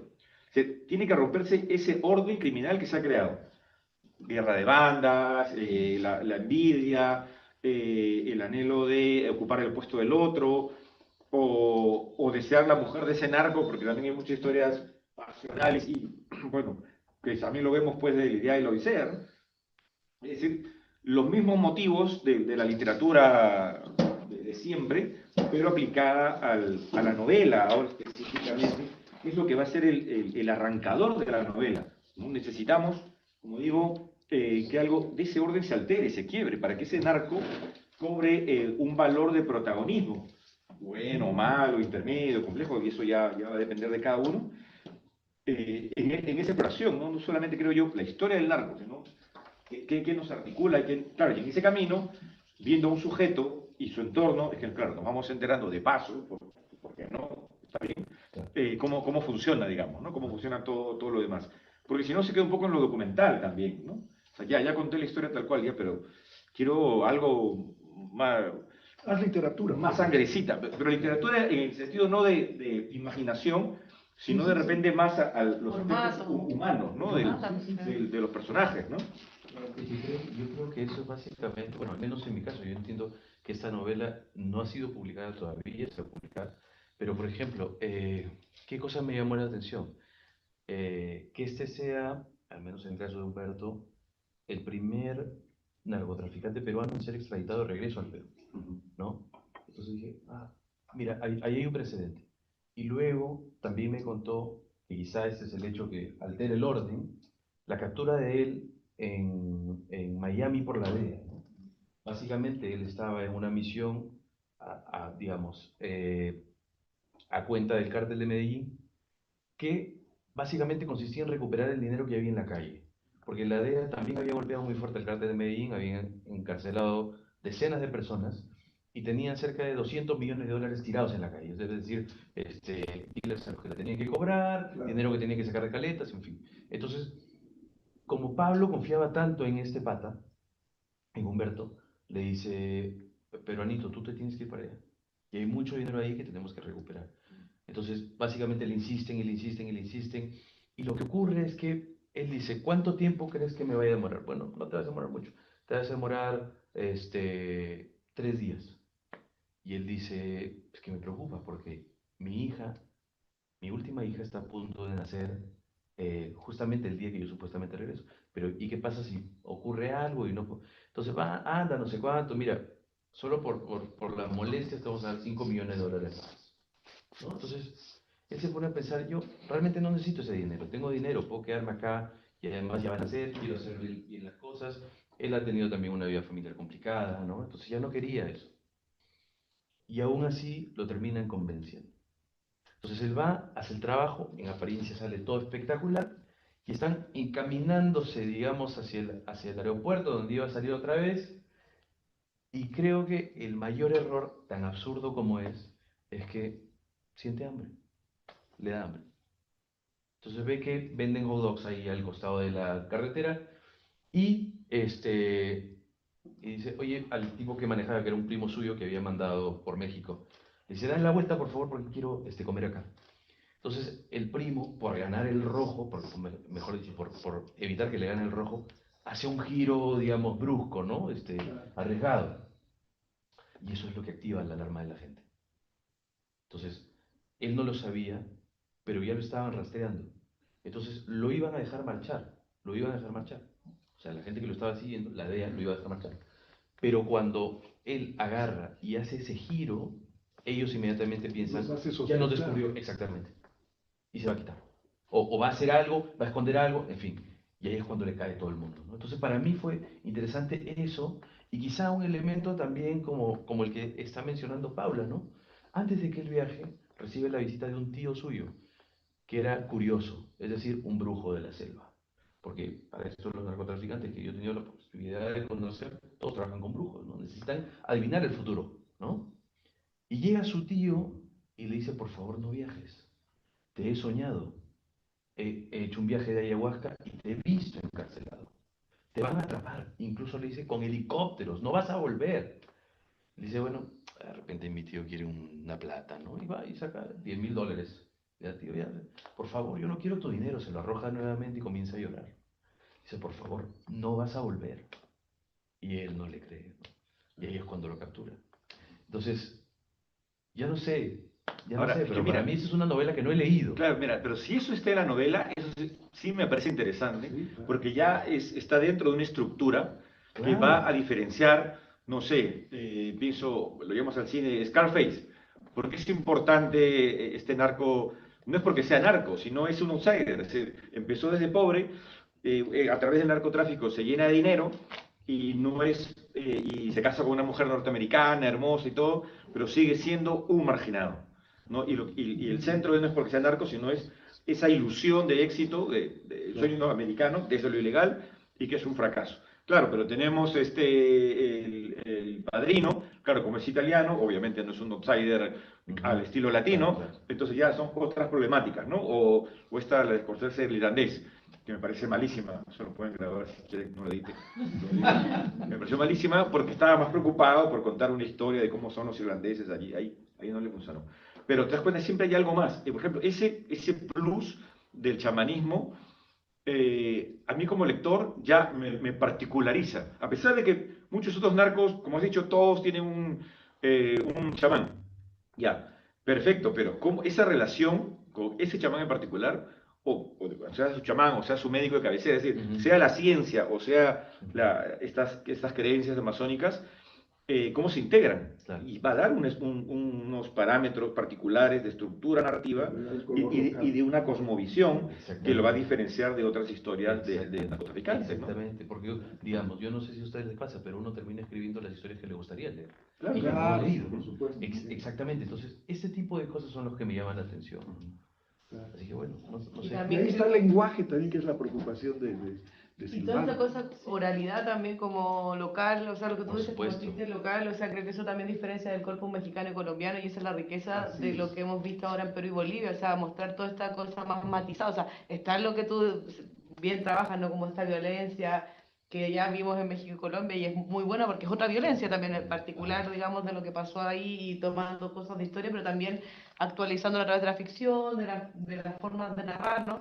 Pero claro, están todas estas otras formas nuevas y por eso iba un poquito mi pregunta, como que sentía que al menos estos cuatro autores, el tema del narcotráfico es como algo para hablar de otras cosas peores, digamos, o pensar otras cosas, pero claro, muy desde lo onírico, desde las formas, digamos, desde una forma diferente también, no desde el realismo puro, sino que también mezclándolo con sueños, mezclándolo con, no Claro. sé, con las cosas amazónicas, que la mariposa significa tal cosa, que los pistacos, los monstruos, ¿no? Que salen.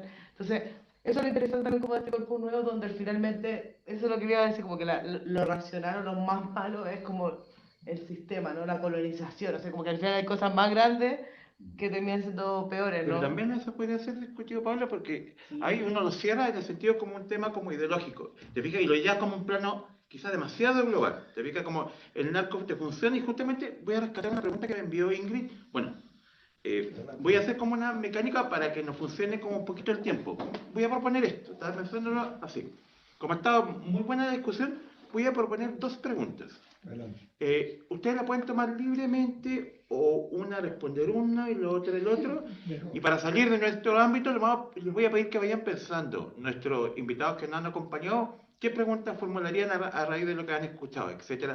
Si un poco pueden captar, se quedan con esta especie como de reflexión sobre lo mexicano-colombiano, sobre la reflexión más del verosímil literario, un poco que pone Ricardo, ¿no? La ficción misma, o también la influencia como de la realidad, o esta docuficción que a veces parece constituirse un poco en la historia del narco cuando tienen como un contacto, una congruencia con la realidad. Entonces, inicialmente planteo, para que ustedes vayan pensando las preguntas y ustedes nos ayudan como a cerrar el día de hoy, que está demasiado bueno encuentro yo, pero antes voy a plantear estas dos preguntas, Adelante. una de las cuales es de Ingrid, que no ha podido venir, lamentablemente, porque llegó hoy día y se enfermó. Ingrid tiene como a veces debilidad como asmática. Y la mató el aire acondicionado del avión. Entonces, que me puedo enviar, está con una tos tremenda y espero que nos pueda acompañar mañana y se pueda recuperar hoy día. Y si no, de hecho, teníamos un plan de que viniera el esposo de Ingrid, que es Alejandro Almazán, y que es un periodista, que además ha escrito 2 novelas donde el narco es muy importante en México. Entonces, también era un motivo importante para hacer como por ahí una discusión, ¿no? Donde un periodista novelista y además guionista del Chapo, y una novela en clave sobre el Chapo Guzmán, que nos cuente esas relaciones, ¿no? Como efectivamente él entrevistó, tuvo cercanía con gente sicaria de México. Entonces, ¿cómo se produce ahí justamente lo que aparece acá? Paso a las preguntas antes de contar un poquito. Se me fueron las anécdotas. Mejor digo las preguntas y se me acuerda, les cuento después las anécdotas que tienen que ver con lo que ustedes hablaron. Sí, pues tenéis mejor Una pregunta que tenía hace rato tiene que ver con algo que yo en particular he trabajado como quizá en congruencia con lo que decía Ricardo, los personajes, ¿no? Esta categoría tan antigua, para mí encuentro que es bien vital en el tema de las novelas como del crimen, del policial, del narco, en tanto de alguna manera siempre hay alguien que habilita la acción. Pero, por supuesto, este personaje que puede ser basado en la realidad, mujer, Valentina Ziegler, o Vargas Pizango, ¿no? Con el nombre real. De hecho, solamente quiero por ahí un gancho, ¿no? A raíz de algún texto que hemos leído, ¿no? En común con Silvana, de Boris Uspensky, un ruso, donde él, por ejemplo, le da mucha importancia a los nombres. ¿Cómo van cambiando los nombres? Es decir, imagínense que a Vargas Pizango le dejaran Vargas Pizango, pero en otro momento aparezca el Brujo, etcétera. Y esas denominaciones lingüísticas cambiantes, onomásticas cambiantes al interior del relato, son muy importantes para la gente que estudia como el personaje literario. No solamente lo único, y esto está basado obviamente en Guerra y Paz, en las denominaciones de Napoleón mientras se iba acercando a Rusia, ¿no? Y la manera que iban odiando a esta figura de Napoleón los rusos. Entonces, como desde ahí él imaginó, ¿cómo se puede pensar esto, no? ¿Cómo se puede pensar el nombre y otras características? Hay una teoría impresionante. Y ahora me acordé de la anécdota justamente a raíz de, creo, tanto de lo que mencioné en otros días, cuando me comentaste lo del Padrino, Charlie, ahora que citaste lo del Padrino. Uno podría decir, y tú citaste lo de Scarface también, ¿no, Ricardo? Uno podría decir que muchas historias, claro que existe una diferencia, una delimitación más específica ahora, Ricardo, pero uno podría decir que en muchos casos las historias de delincuentes, como delincuentes grandes, son Wilson Roman. ¿Te fijas? Se cuenta la historia de alguien que es joven, que crece y que cae, como en el caso de Scarface. En muchos casos se cuenta, es como una trama que es muy habitual encontrarla. O que es sobreviviente, como me dijiste tú, o que salió de la cárcel y ahí coinciden ustedes, ¿o se fijan? Es una historia que en la literatura no necesita necesariamente ser delincuente, no tiene como el sujeto que entra a trabajar y encuentra su lugar social pasado los 30 años, su lugar que se estabiliza en el mundo. Entonces, de alguna manera hay una matriz que uno podría decir entre literaria, como una estructura de configuración artística que curiosamente le ha funcionado muy bien al cine, a las series, a las novelas, ¿no? Sobre los personajes. Cómo este personaje se construye maduramente, fracasando no al interior de la sociedad. Y eso es una estructura.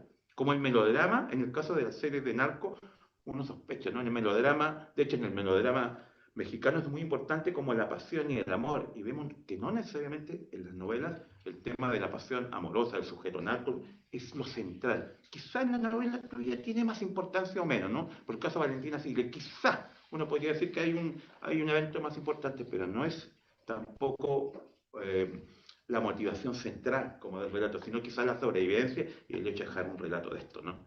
Entonces, uno podría pensar que igual son estructuras efectivamente literarias, ¿no? No hay otra cosa. Un poco en el sentido de los personajes, ¿no? Verosímiles, inverosímiles, etc. Y lo otro tiene que ver con yo entonces les pregunto en general, desde mi punto de vista, ¿qué opinan ustedes de los personajes cuando uno trabaja? Porque siempre yo me da la impresión que el narco como personaje, pero ustedes me han cambiado como el esquema con las novelas, tanto la que tú vas a publicar, Charlie, como en cierto sentido la novela tuya. ¿Te fijas? Porque usualmente en las novelas uno no se encontraba con los narcos. Y si nosotros pensábamos al interior de nuestro equipo, en la Virgen de los Sicarios, Pablo Escobar ha muerto. Y esa es la clave para que se dé inicio el relato. Los sicarios quedan sin trabajo. Claro, sí. Y los aprovecha este personaje mayor que ha vuelto a Medellín. pero no es Pablo Escobar, es el fantasma un poco, digamos, de Pablo Escobar. Entonces, pero, ¿qué pasa cuando aparece el narco? Entonces, también el narco funciona como un personaje, como personaje mismo. Y lo otro que mandó Ingrid, y sería como un poco contrario a lo que te preguntaste un rato, Ricardo, en general. Porque Ingrid, a raíz de lo que trabajamos ahora, pensaba en que nosotros cuando trabajamos Chile, Perú y Bolivia, estamos pensando en un ámbito mucho más local. Y que de alguna manera pensar lo mexicano, colombiano y las fronteras con los estudios que sobre todo hacen los investigadores, sobre todo que viven mucho en Estados Unidos y que son centralmente mexicanos y algunos colombianos, ¿no? De hecho, era la presentación, claro, del texto de Héctor Hoyos que nos mencionaba Galo Gigliotto. Yo diría, ya, es un autor colombiano que creo que ha escrito una novela que se vincula con el narco, pero él vive en Estados Unidos. ¿Cómo influirá? Pensaba incluso en el sentido de la primera novela de Charlie, ¿no? Donde haces una enciclopedia del narco, pero como mexicana, pero pensada desde Perú. Entonces, esta idea de lo local, ¿no? De lo local que ha impregnado nuestro proyecto. Hemos querido salir de ese ámbito como global, mexicano, colombiano, en el fondo, y lo que trata de decir Ingrid, y tratar de decir, también hablar desde Perú, Bolivia y un poco Chile, es hablar como de una zona que se ha alejado como de las grandes narcoseries, etcétera, continentales, y se ha ido a ese terreno donde desconocía un poco para el resto del continente. Un poco en el sentido también que usted comentaba, ¿no? La figura esta brasileña que no se conoce, etcétera, etcétera. Entonces, nos hemos centrado, curiosamente nos hemos localizado sin abandonar la literatura, ¿no? Entonces, una pregunta abierta antes de hacer como una sesión a nuestros queridos como invitados y que ahí tengan la libertad además y además siempre el privilegio de poder conversar con autores tan prestigiosos como ustedes. La idea es ver de qué pueden decirnos. Una, mucho más libre y aparentemente más precaria no lo es, de los personajes, y la otra, esta motivación que teníamos nosotros detrás de nuestro proyecto de localizar, de continentalizar, si uno pudiera inventar un neologismo o de hacer como cono sur, ¿no? Un cono sur como fuerte, pero en nuestros países fronterizos que está en la gráfica, ¿no? En el diseño de la gráfica con el cual tratamos de invitar, ¿no? A que la gente pensara desde nuestros ámbitos. El hecho de estar, de hecho, en una embajada como la de Perú, hay algo que nos dice desde ahí. Yo como ariqueño, de hecho, me fijaba que está con grado, le preguntaba a Ricardo el otro día, yo que como nací en Arica, para mí, y iba a Tacna, estaban en el mismo plano el coronel Emilio Bolognesi con Grau y Ricardo me explicó que no, que esto no es así. Y yo entonces cometí un error y ahí entendí por qué había tanta importancia en el Grau, ¿no? En la embajada. Entonces, eso, que me digan como tensión local, global, si ustedes creen que funciona, y si pudieran también hablar de estos personajes, como la construcción de estos personajes. Yo lo de los personajes en 4 palabras. Ya. Cuando trabajo yo personajes que han existido, que son reales, tanto en novela histórica como en la novela narcotráfico que he traído ahora, es muy sencillo. Los trabajo de esta manera. Todos mis personajes reales son también imaginarios. Todos los personajes imaginarios son también reales. ¿Te das cuenta? Ese es el cruce que hago. ¿Sí? Ricardo, ¿quieres quedarte con alguna de las dos? ¿Local, global? Ya que antes te pregunté por lo global y ahora como lo local, o también... Lo que pasa es que estaba pensando, aparte por lo de los personajes, quizás, fíjate, hace un momento dije que yo no he escrito novelas de narcotraficantes, sin embargo, en mi novela Historia de un brazo hay delincuentes, bueno, en las dos, mientras soy el cuerpo y Historia de un brazo hay delincuentes, pero son delincuentes menores, delincuentes comunes, y por ejemplo, incluso el hermano del protagonista, el que tiene 3 brazos, está bueno, hay un incendio en una cocina de cocaína. Pero la ubiqué en Lima, porque si alguien me puede decir, no, pero es que en Lima no hay esas cocinas, o en esa época no había, y dije, bueno, me da lo mismo si había o no había, yo lo pongo allí, porque no era para mí lo trascendente. Pero sí necesitaba, era una pequeña banda, una banda, como digo, sin mayores ambiciones, una banda pequeña. Y mueren allí, ¿no? Básicamente porque lo que siempre me ha traído los personajes es la pulsión de la muerte, del asesinato, ¿no? Ahora bien, esto en cuanto a la construcción de personajes y lo vinculo con la cuestión de la ubicación. Si bien es cierto, por un lado, no busco que mi literatura, o sea, no la escribo con una intención topográfica, ¿no?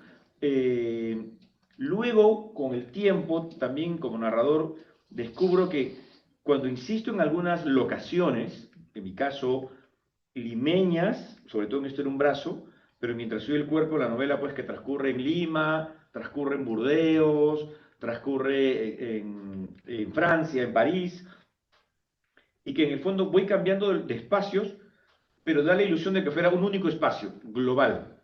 ¿Mm?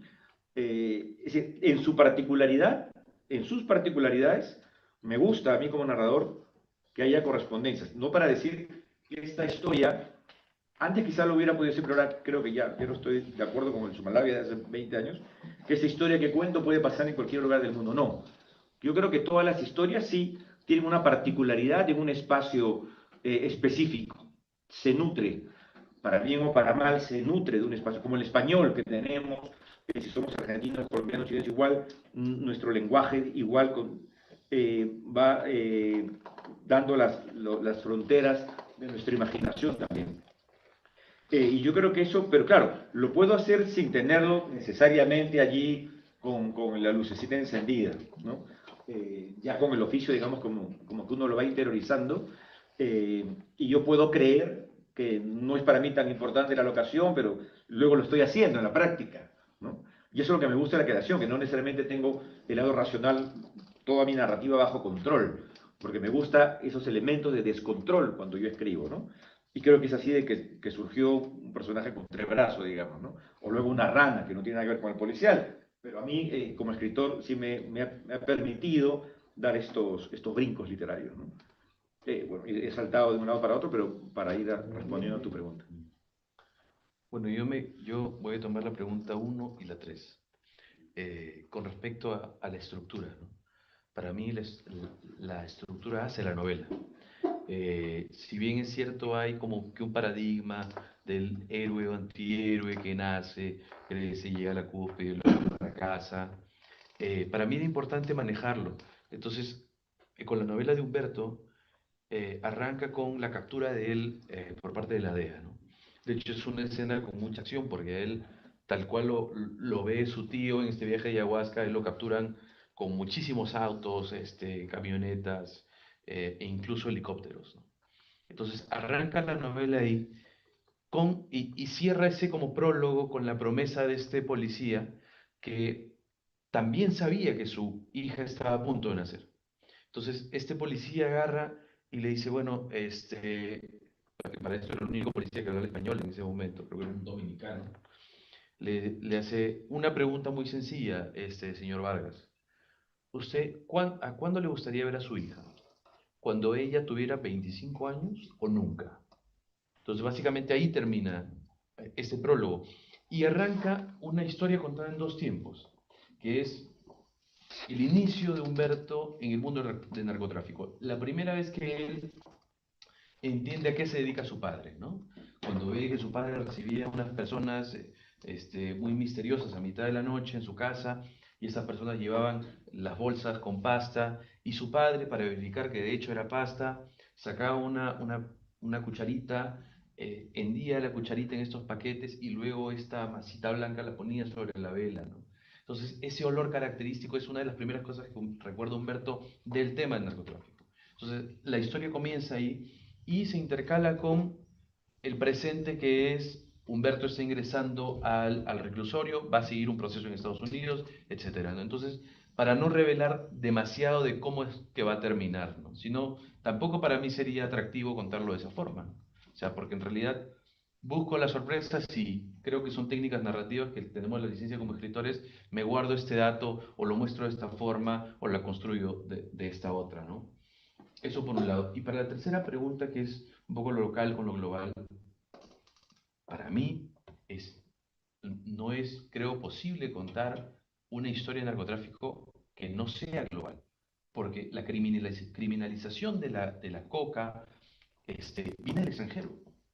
Como ya lo ha contado Homero, o sea, en un momento en el Perú también era absolutamente legal, era una gran industria, exportaba, generaba dinero, puestos de trabajo, etcétera. Entonces viene de parte de Estados Unidos, es decir, oye, esto hay que prohibirlo, ¿no? Entonces es imposible no tener ese lado, ¿no? Todos los narcos de cuyas historias me ocupo están pendientes siempre de, o del envío, o de esto que pasa en el extranjero, o de atraparon a tal, pero siempre afuera, siempre afuera. Incluso mientras más retrocedo en la historia del narcotráfico peruano, me doy cuenta que todo se jode, digamos, cuando vienen estas políticas extranjeras a querer imponerse a lo que ocurre en el Perú. Entonces, difícilmente yo puedo escribir una novela que escape de esta situación global, ¿no? Coincido. Perfecto. Para hacer como el cierre, ¿no? Que para nosotros todavía hay una continuidad en otro momento, pero creo que ustedes que llegaron, que fueron muy amables y que nos permiten romper como estas paredes, ¿no? De la televisión, o de cine con toda la libertad, no es una obligación tampoco. Eh, ¿Qué cosas nos podrían implicar de diálogo, de preguntas, también para generar un diálogo con nuestras quejas? Sí, yo tenía una pregunta, que es algo que estuve reflexionando desde que lo mencionó Silvana, que es esta falta de espectacularización de la violencia. No voy a hablar de narcotráfico, sino que de sicariato, que fue mi tema de investigación, aunque soy de la teoría de que narcotráfico y sicariato están emparentados. Aquí, por ejemplo, me caso con los postulados de Margarita Jacome, que a su vez se basa en el texto Las subculturas de la violencia de Wolfgang y Ferracuti, en el que explica que efectivamente hay vasos comunicantes entre el narcotráfico y el sicariato. Y una de las cosas, por ejemplo, que me llamó precisamente la atención en la novela Cachorro de Charlie fue la quizás ausencia precisamente de esta espectacularización descriptiva de la violencia, que es como una predisposición con la cual uno se enfrenta a estas novelas. Espera esta descripción de grotesca, rayano en lo gore de los homicidios. Y me llamó la atención precisamente esa ausencia, pero a medida que fui trabajando la novela y a medida que fui profundizando en los asesinatos de estos niños sicarios, tanto del protagonista como de los demás cachorros, me fui dando cuenta, y esto precisamente a propósito de lo que mencionó el profesor Danilo, de la importancia que tiene como el lenguaje, de esta figura del letrado y el subalterno que también trabajé en mi tesis, de que pareciera que esta descripción espectacularizada de la violencia viene precisamente de un narrador letrado, que pareciera querer mostrar esta violencia espectacularizada, quién sabe si con una intención aleccionadora, quién sabe con una intención un poco de morbo, de generar este horror, este impacto en el lector, de miren lo que son capaces estos monstruos, estos narcotraficantes, estos sicarios. Pero cuando uno ve el relato desde el sicario, sin la intervención de ningún tipo de letrado, desde este subalterno, desde este sujeto marginal, y ve que no hay una espectacularización de la violencia, es aún más chocante, porque te das cuenta que estás frente a una violencia que está naturalizada, que está banalizada, que no hay impacto, porque es algo del día a día de estos personajes, sea que hablemos de narcos, sea que hablemos del sicario. Y yo me fui dando cuenta que de hecho hay un detalle, no sé si habrá sido intencional, en la obra de Charlie, que el único homicidio que más o menos parece un poco más espectacularizado es el primer asesinato que comete Pitufo, que precisamente es como este punto de quiebre, de inflexión en el personaje. O sea, lo que yo digo en mi análisis, este es como el inicio en su devenir sicaresco. Y de ahí como que las descripciones de los homicidios, como que los detalles van progresivamente disminuyendo hasta el punto en que casi al final de la novela nos habla simplemente de disparos. Los matamos a balazos y nada más. No se habla de... Un pequeño puente extra para que efectivamente Charlie se refiera. Me parece que esto podría conectar magníficamente con la secuencia, Charlie, de tu novela anterior, de Solo vine para que ella me mate, la famosa secuencia de las muertes, porque es tan artificiosa y estética que yo creo que respondería magníficamente bien lo que te acaba de involucrar de manera mucho más cruda, ¿no? En la historia de Cachorro. Claro, ahí pasan un par de cosas. Bueno, hablando principalmente de Cachorro, ¿no? Tal cual, o sea, la lectura es exacta. De hecho, es un punto de quiebre, pero al mismo tiempo lo es por la carga emotiva que tiene ese asesinato. O sea, Exacto. este tipo no está matando por dinero, está en realidad practicando una venganza. Entonces, en tanto hay un involucramiento sentimental de eso, yo sí sentía la necesidad de que ponerle algo más acá, para que pudiera tener la trascendencia que tiene. Y claro, conforme va avanzando, tú te das cuenta que esa violencia ya es moneda de cambio. O sea, tú necesitas llegar allá, tienes que matar, tienes que disparar, tienes que hacer esto, ¿no? Entonces, claro, es absolutamente terrible.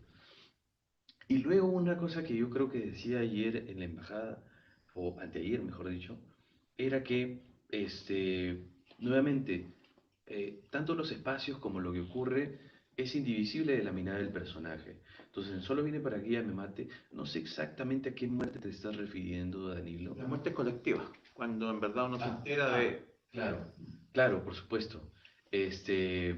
Creo yo que es la visión de este personaje el que determina la carga dramática, porque en la novela vamos descubriendo que él buscaba escapar de la violencia.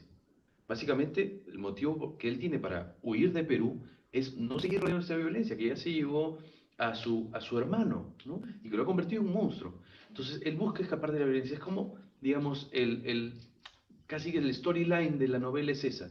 Entonces, arrancar con el hecho de que él esté saliendo de entre una pila de muertos, saliendo de la muerte, es otra vez como un símil de lo que va a pasar en la novela o la intención que él tiene, ¿no? Ahora, yo diría que ahí nuevamente entra un poco ya el trabajo del narrador, ¿no? Esto es importante porque estoy abriendo la novela. O sea, esto es como que el telón se corre y ese impacto es el que yo quiero generar, ¿no? Ahora, luego conforme avanza la novela, es diferente de Cachorro porque, bueno, es diferente y no es diferente. En la segunda parte de Solo viene para que ella me mate y hay testimonios directos, pero ninguno es, quizá todos estos personajes son mucho más literarios que el Cachorro que yo intento dar, que es mucho más llano, ¿no? Del piso, o sea, mucho más real. Y precisamente por una cosa que ya hemos conversado en su momento, que es el hecho de que esta visión del escritor letrado, ilustrado, para mí eh, nubla la potencia narrativa que puede tener el mundo tal cual es, ¿no?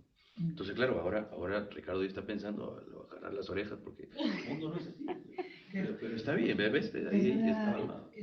Quería como formular esa pregunta quizá para los tres, de cuál es su postura frente a la descripción de la violencia, si para ilustrarla, para mostrarla, si realmente se requiere una descripción muy barroca, por así decirlo, muy sobrecargada, o realmente el impacto está precisamente en esta descripción escueta, en esta descripción seca un poco, porque yo lo hablo desde como lector, o sea, creo yo que a mí me impactó más una descripción ausente de elementos estéticos, porque me presenta una violencia que está mucho más normalizada, porque ya no genera impacto los personajes. Entonces, creo que precisamente es esa falta de horror, esa falta de lo grotesco que termina siendo moralmente o psíquicamente más brutal para el lector. Porque cuando un asesino dice que mató a una persona y que simplemente le pegó un balazo y nada más, y que luego de eso se fue a comer, creo que nos demuestra una violencia eh, mucho más instalada a que si nos dan una descripción mucho más elaborada, porque una descripción elaborada significa un impacto sensitivo en el personaje. O sea, si el personaje me está escribiendo una escena dantesca es porque lo impactó efectivamente. Entonces, en cambio, si una descripción seca significa que a este personaje le resulta completamente indiferente, es indiferente a lo que está viendo. Bueno, eso es.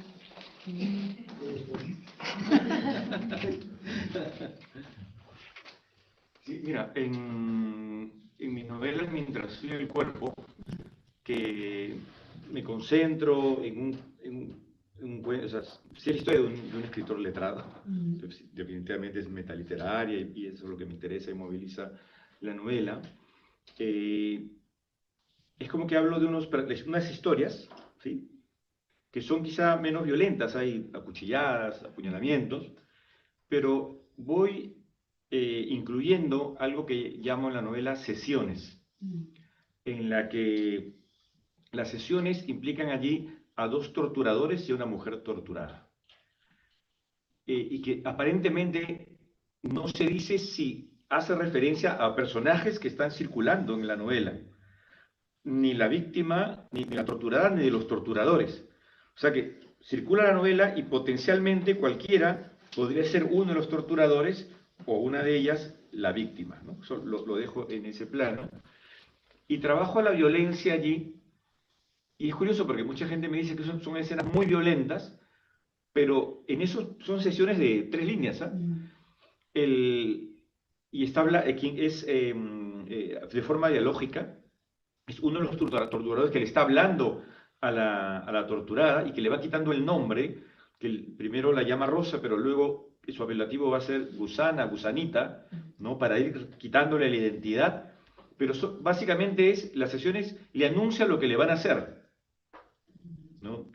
Que en concreto no se describe que se haga, solo es un anuncio.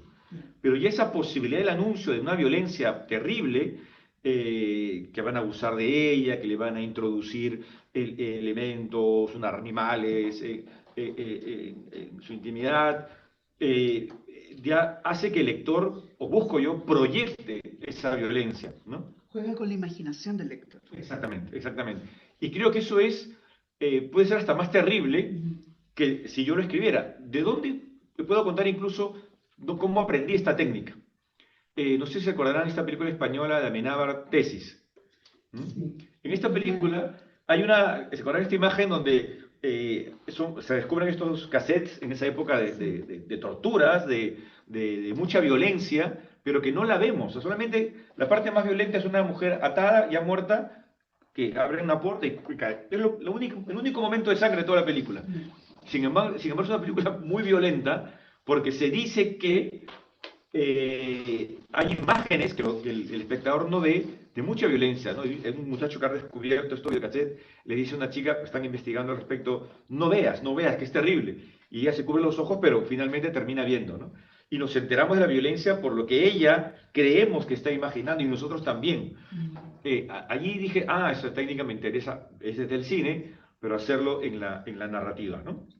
Entonces, esta manifestación, y de alguna manera también es una suerte de espectacularización de la violencia también, proyectada hacia el lector, ¿no? O sea, no te la voy a describir yo, imagínatela tú. También, y hace un poco cómplice al lector de esa violencia, lo saca de esa comodidad de que la violencia es algo enunciado por este narrador, que generalmente es un sujeto desdeñable porque es un narco, un sicario, que es este personaje o este narrador el responsable de la violencia. En cambio, al dejar que el lector imagine, de alguna forma hace que proyecte también la violencia que es capaz de imaginar. Exactamente. Entonces lo saca Tú podrías también serlo. Exacto, o sea, si puedo imaginarlo significa que puedo hacerlo. Entonces saca al lector de esa aparente inocencia de que yo no estoy involucrado con este mundo de violencia, que yo solamente soy como un pobre lector que está contemplando esta escena, y me hace partícipe.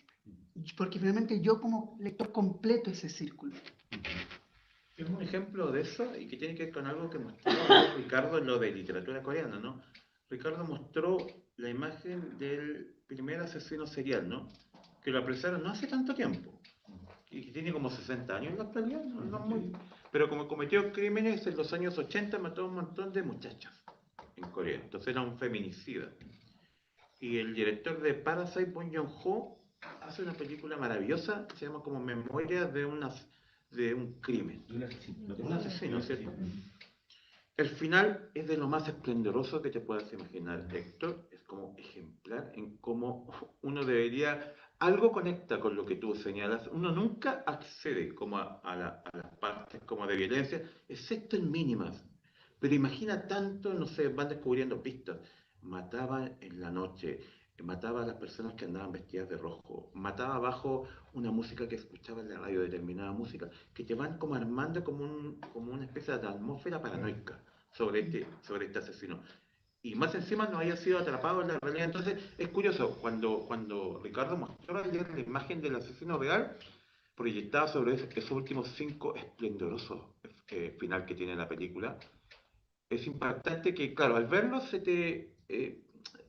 no sé, la digestión casi como del el código, ¿no? El código, la ley, ver al asesino real y ver la imaginación que tuvo el director para imaginar una escena realmente increíble, es bien singular. Y ahí, claro, uno dice, el mundo del arte, ¿no? Como que curiosamente resolvió manera mucho más rica. Hay otra película que también juega un poquito con lo que acaba de decir Ricardo, Old Boy. En Old Boy hay como secuencias y la gente cree que de verdad uno accede como a las torturas, porque ligeramente accede a parte de las torturas que se enuncian en la película, pero en un momento se repite, una famosa escena como que alguien saca los dientes. Pero tú ves el inicio y todo el resto como que la cámara se corre y escuchas música y como los gritos. Y se ha terminado la secuencia y el personaje le han sacado varios dientes. Entonces uno queda con la imaginación de la idea de que lo vio. Y después, mucho más adelante, pongámosle una hora de película más adelante, al personaje que hizo eso, se supone que le van a hacer. Y el mismo tipo al cual le habían sacado los dientes, dice, tía, te voy a someter a lo que tú me hiciste. Y ahí, con ese juego que tú acabas de definir, el personaje le dice, ah, pero gritaste y te asustaste. O sea, la mente te hizo como ver lo que te estaba pasando cuando no te había hecho nada. Y juega al interior de la película con esa imagen de que uno como espectador ha creído en violencia cuando no se ha visto y uno ha imaginado como la potencia de eso. Pero vuelvo a decir, también igual uno podría plantear el contrario. ¿Qué es realmente lo que, por decirlo en términos más técnicos, desautomatiza la violencia? Podría ser también violencia gráfica. En ese caso, si a ti te produce que la violencia como más reservada es más potente, pero a otro lector o lectora podría ser la violencia gráfica. Y ahí tendría que pensar que quizá la descripción si sonaría, va a depender. Eso, yo creo que no hay una fórmula equivocada, ¿no? Y yo de hecho siempre me ha impactado que en el inicio de esta novela de Homero se menciona este desmembrado chileno. Entonces como que me ha intrigado eso del sujeto desmembrado, porque es una imagen como muy violenta, como que involucra a alguien de Chile y Homero me ha dicho que todos los datos que tiene de la novela, entre comillas, son reales literarios, en ese sentido. Pero son veraces. Pero igual en la imagen, como casi la segunda página de un desmembrado chileno, me provoca como, me impacta, así como esta imagen, así como usted crea. Mira, una de las cosas que yo enseño en mis talleres de literatura es que no digas y no muestres. Es decir, no digas que tu personaje es obsesivo compulsivo, ¿no? Sino que muéstralo. El personaje entraba al baño y ordenaba las toallas en orden, ¿no es cierto? Ponía en orden el cepillo, el frigorífico, la máquina de rasurar, la cama tenía que estar muy, muy bien tendida, ¿no es cierto? ¿No? Que, de tal manera que rebote una moneda sobre el colchón, estás mostrando que es un tipo obsesivo compulsivo. No digas que es un obsesivo compulsivo, muéstralo. Y hablando de imagen, ¿no? Y de literatura, la primera Mad Max, que es una película súper violenta, la escena más violenta no es ninguna de muertes ni nada. Es la escena cuando la esposa del protagonista está corriendo con el hijo y las motos la están persiguiendo y de pronto solo se ve un zapatito rebotando en el asfalto. Listo. No mostraron más. Es la escena más violenta de esa película. Porque tú te imaginas lo que ha pasado, ¿no? Y ahora en la mañana leí otra escena violenta, ¿no? En un periódico de mi país. Un padre y sus 2 hijos entraron a cazar al monte en la ciudad de Riberalta, se fueron a cazar. Y cuando ya estaba en medio monte, escucharon lo que podría ser el llanto de un niño o el llanto de un gato montés. Al principio pensaron que era un gato montés y intentaron no avanzar más, ¿no? Porque dice, si el gato está llorando debe estar enfurecido. Pero uno de los hijos le dice, no es un gato montés, es un niño. No, pero ¿cómo puede ser un niño? Entonces, porque estaba en medio monte ya, entran y es un niño de 6 años, afónico de tanto gritar, de tanto llorar, ¿no? Y bueno, lo llevan a la casa y le preguntan qué ha pasado. Su mamá lo había abandonado la noche anterior. Eso es violencia. Eso es violencia. Más que mostrar el chileno desmembrado. No. Eso es violencia. Ahora, también, Eso es el horror, como decías tú. pero también hay, digamos, para ser abogado de Dios y el diablo, también hay estrategias narrativas en las que vemos sí novelas o cuentos donde la violencia es bastante gráfica, está escrita, pero con detalle, Sí. pero tiene una intención también, es como una saturación. Claro. O sea, también te afecta por saturación y hay una reacción como lector también.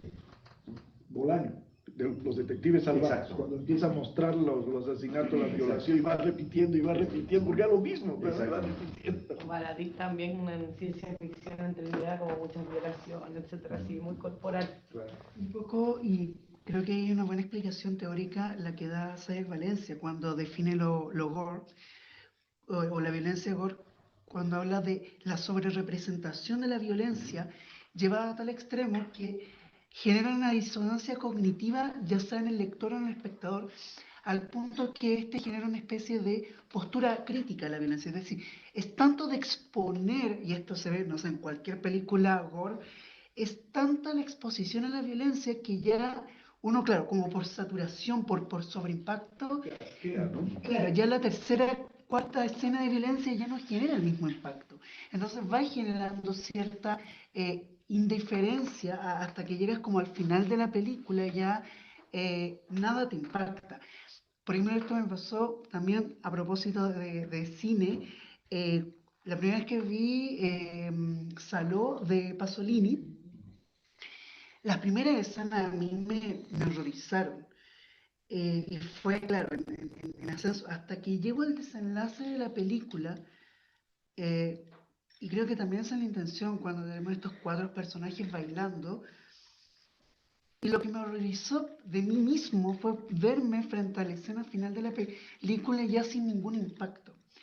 Y creo que también, claro, ahí hay un tema, nuevamente, por parte ya sea del cineasta, del escritor, cuando nos muestran las violencias, y creo que ahí está el rol del autor, de sacarnos a nosotros de la inocencia, de esa inocencia que queremos tener, ya sea con, por ejemplo, caso de Ricardo, con este rol imaginativo del lector, de completar la imagen violenta, o con los ejemplos que tenemos de Bolaño, en que ya el lector es indiferente a la violencia. Entonces también el lector sale de esa inocencia, de que llega un punto en que se da cuenta que es capaz de leer la violencia y que ya no le genere nada.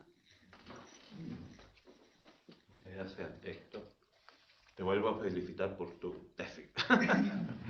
Magnífica tesis, realmente. Muchas gracias. Bueno, ha llegado la hora de hacer el cierre. Muy contento por el resultado de este diálogo, aunque lo hayamos dirigido más que los otros días. Y nada, agradecer totalmente la participación de ustedes acá en nuestra facultad, ¿no? En nuestra alma mater. Y nada. Gracias. Muchísimas gracias.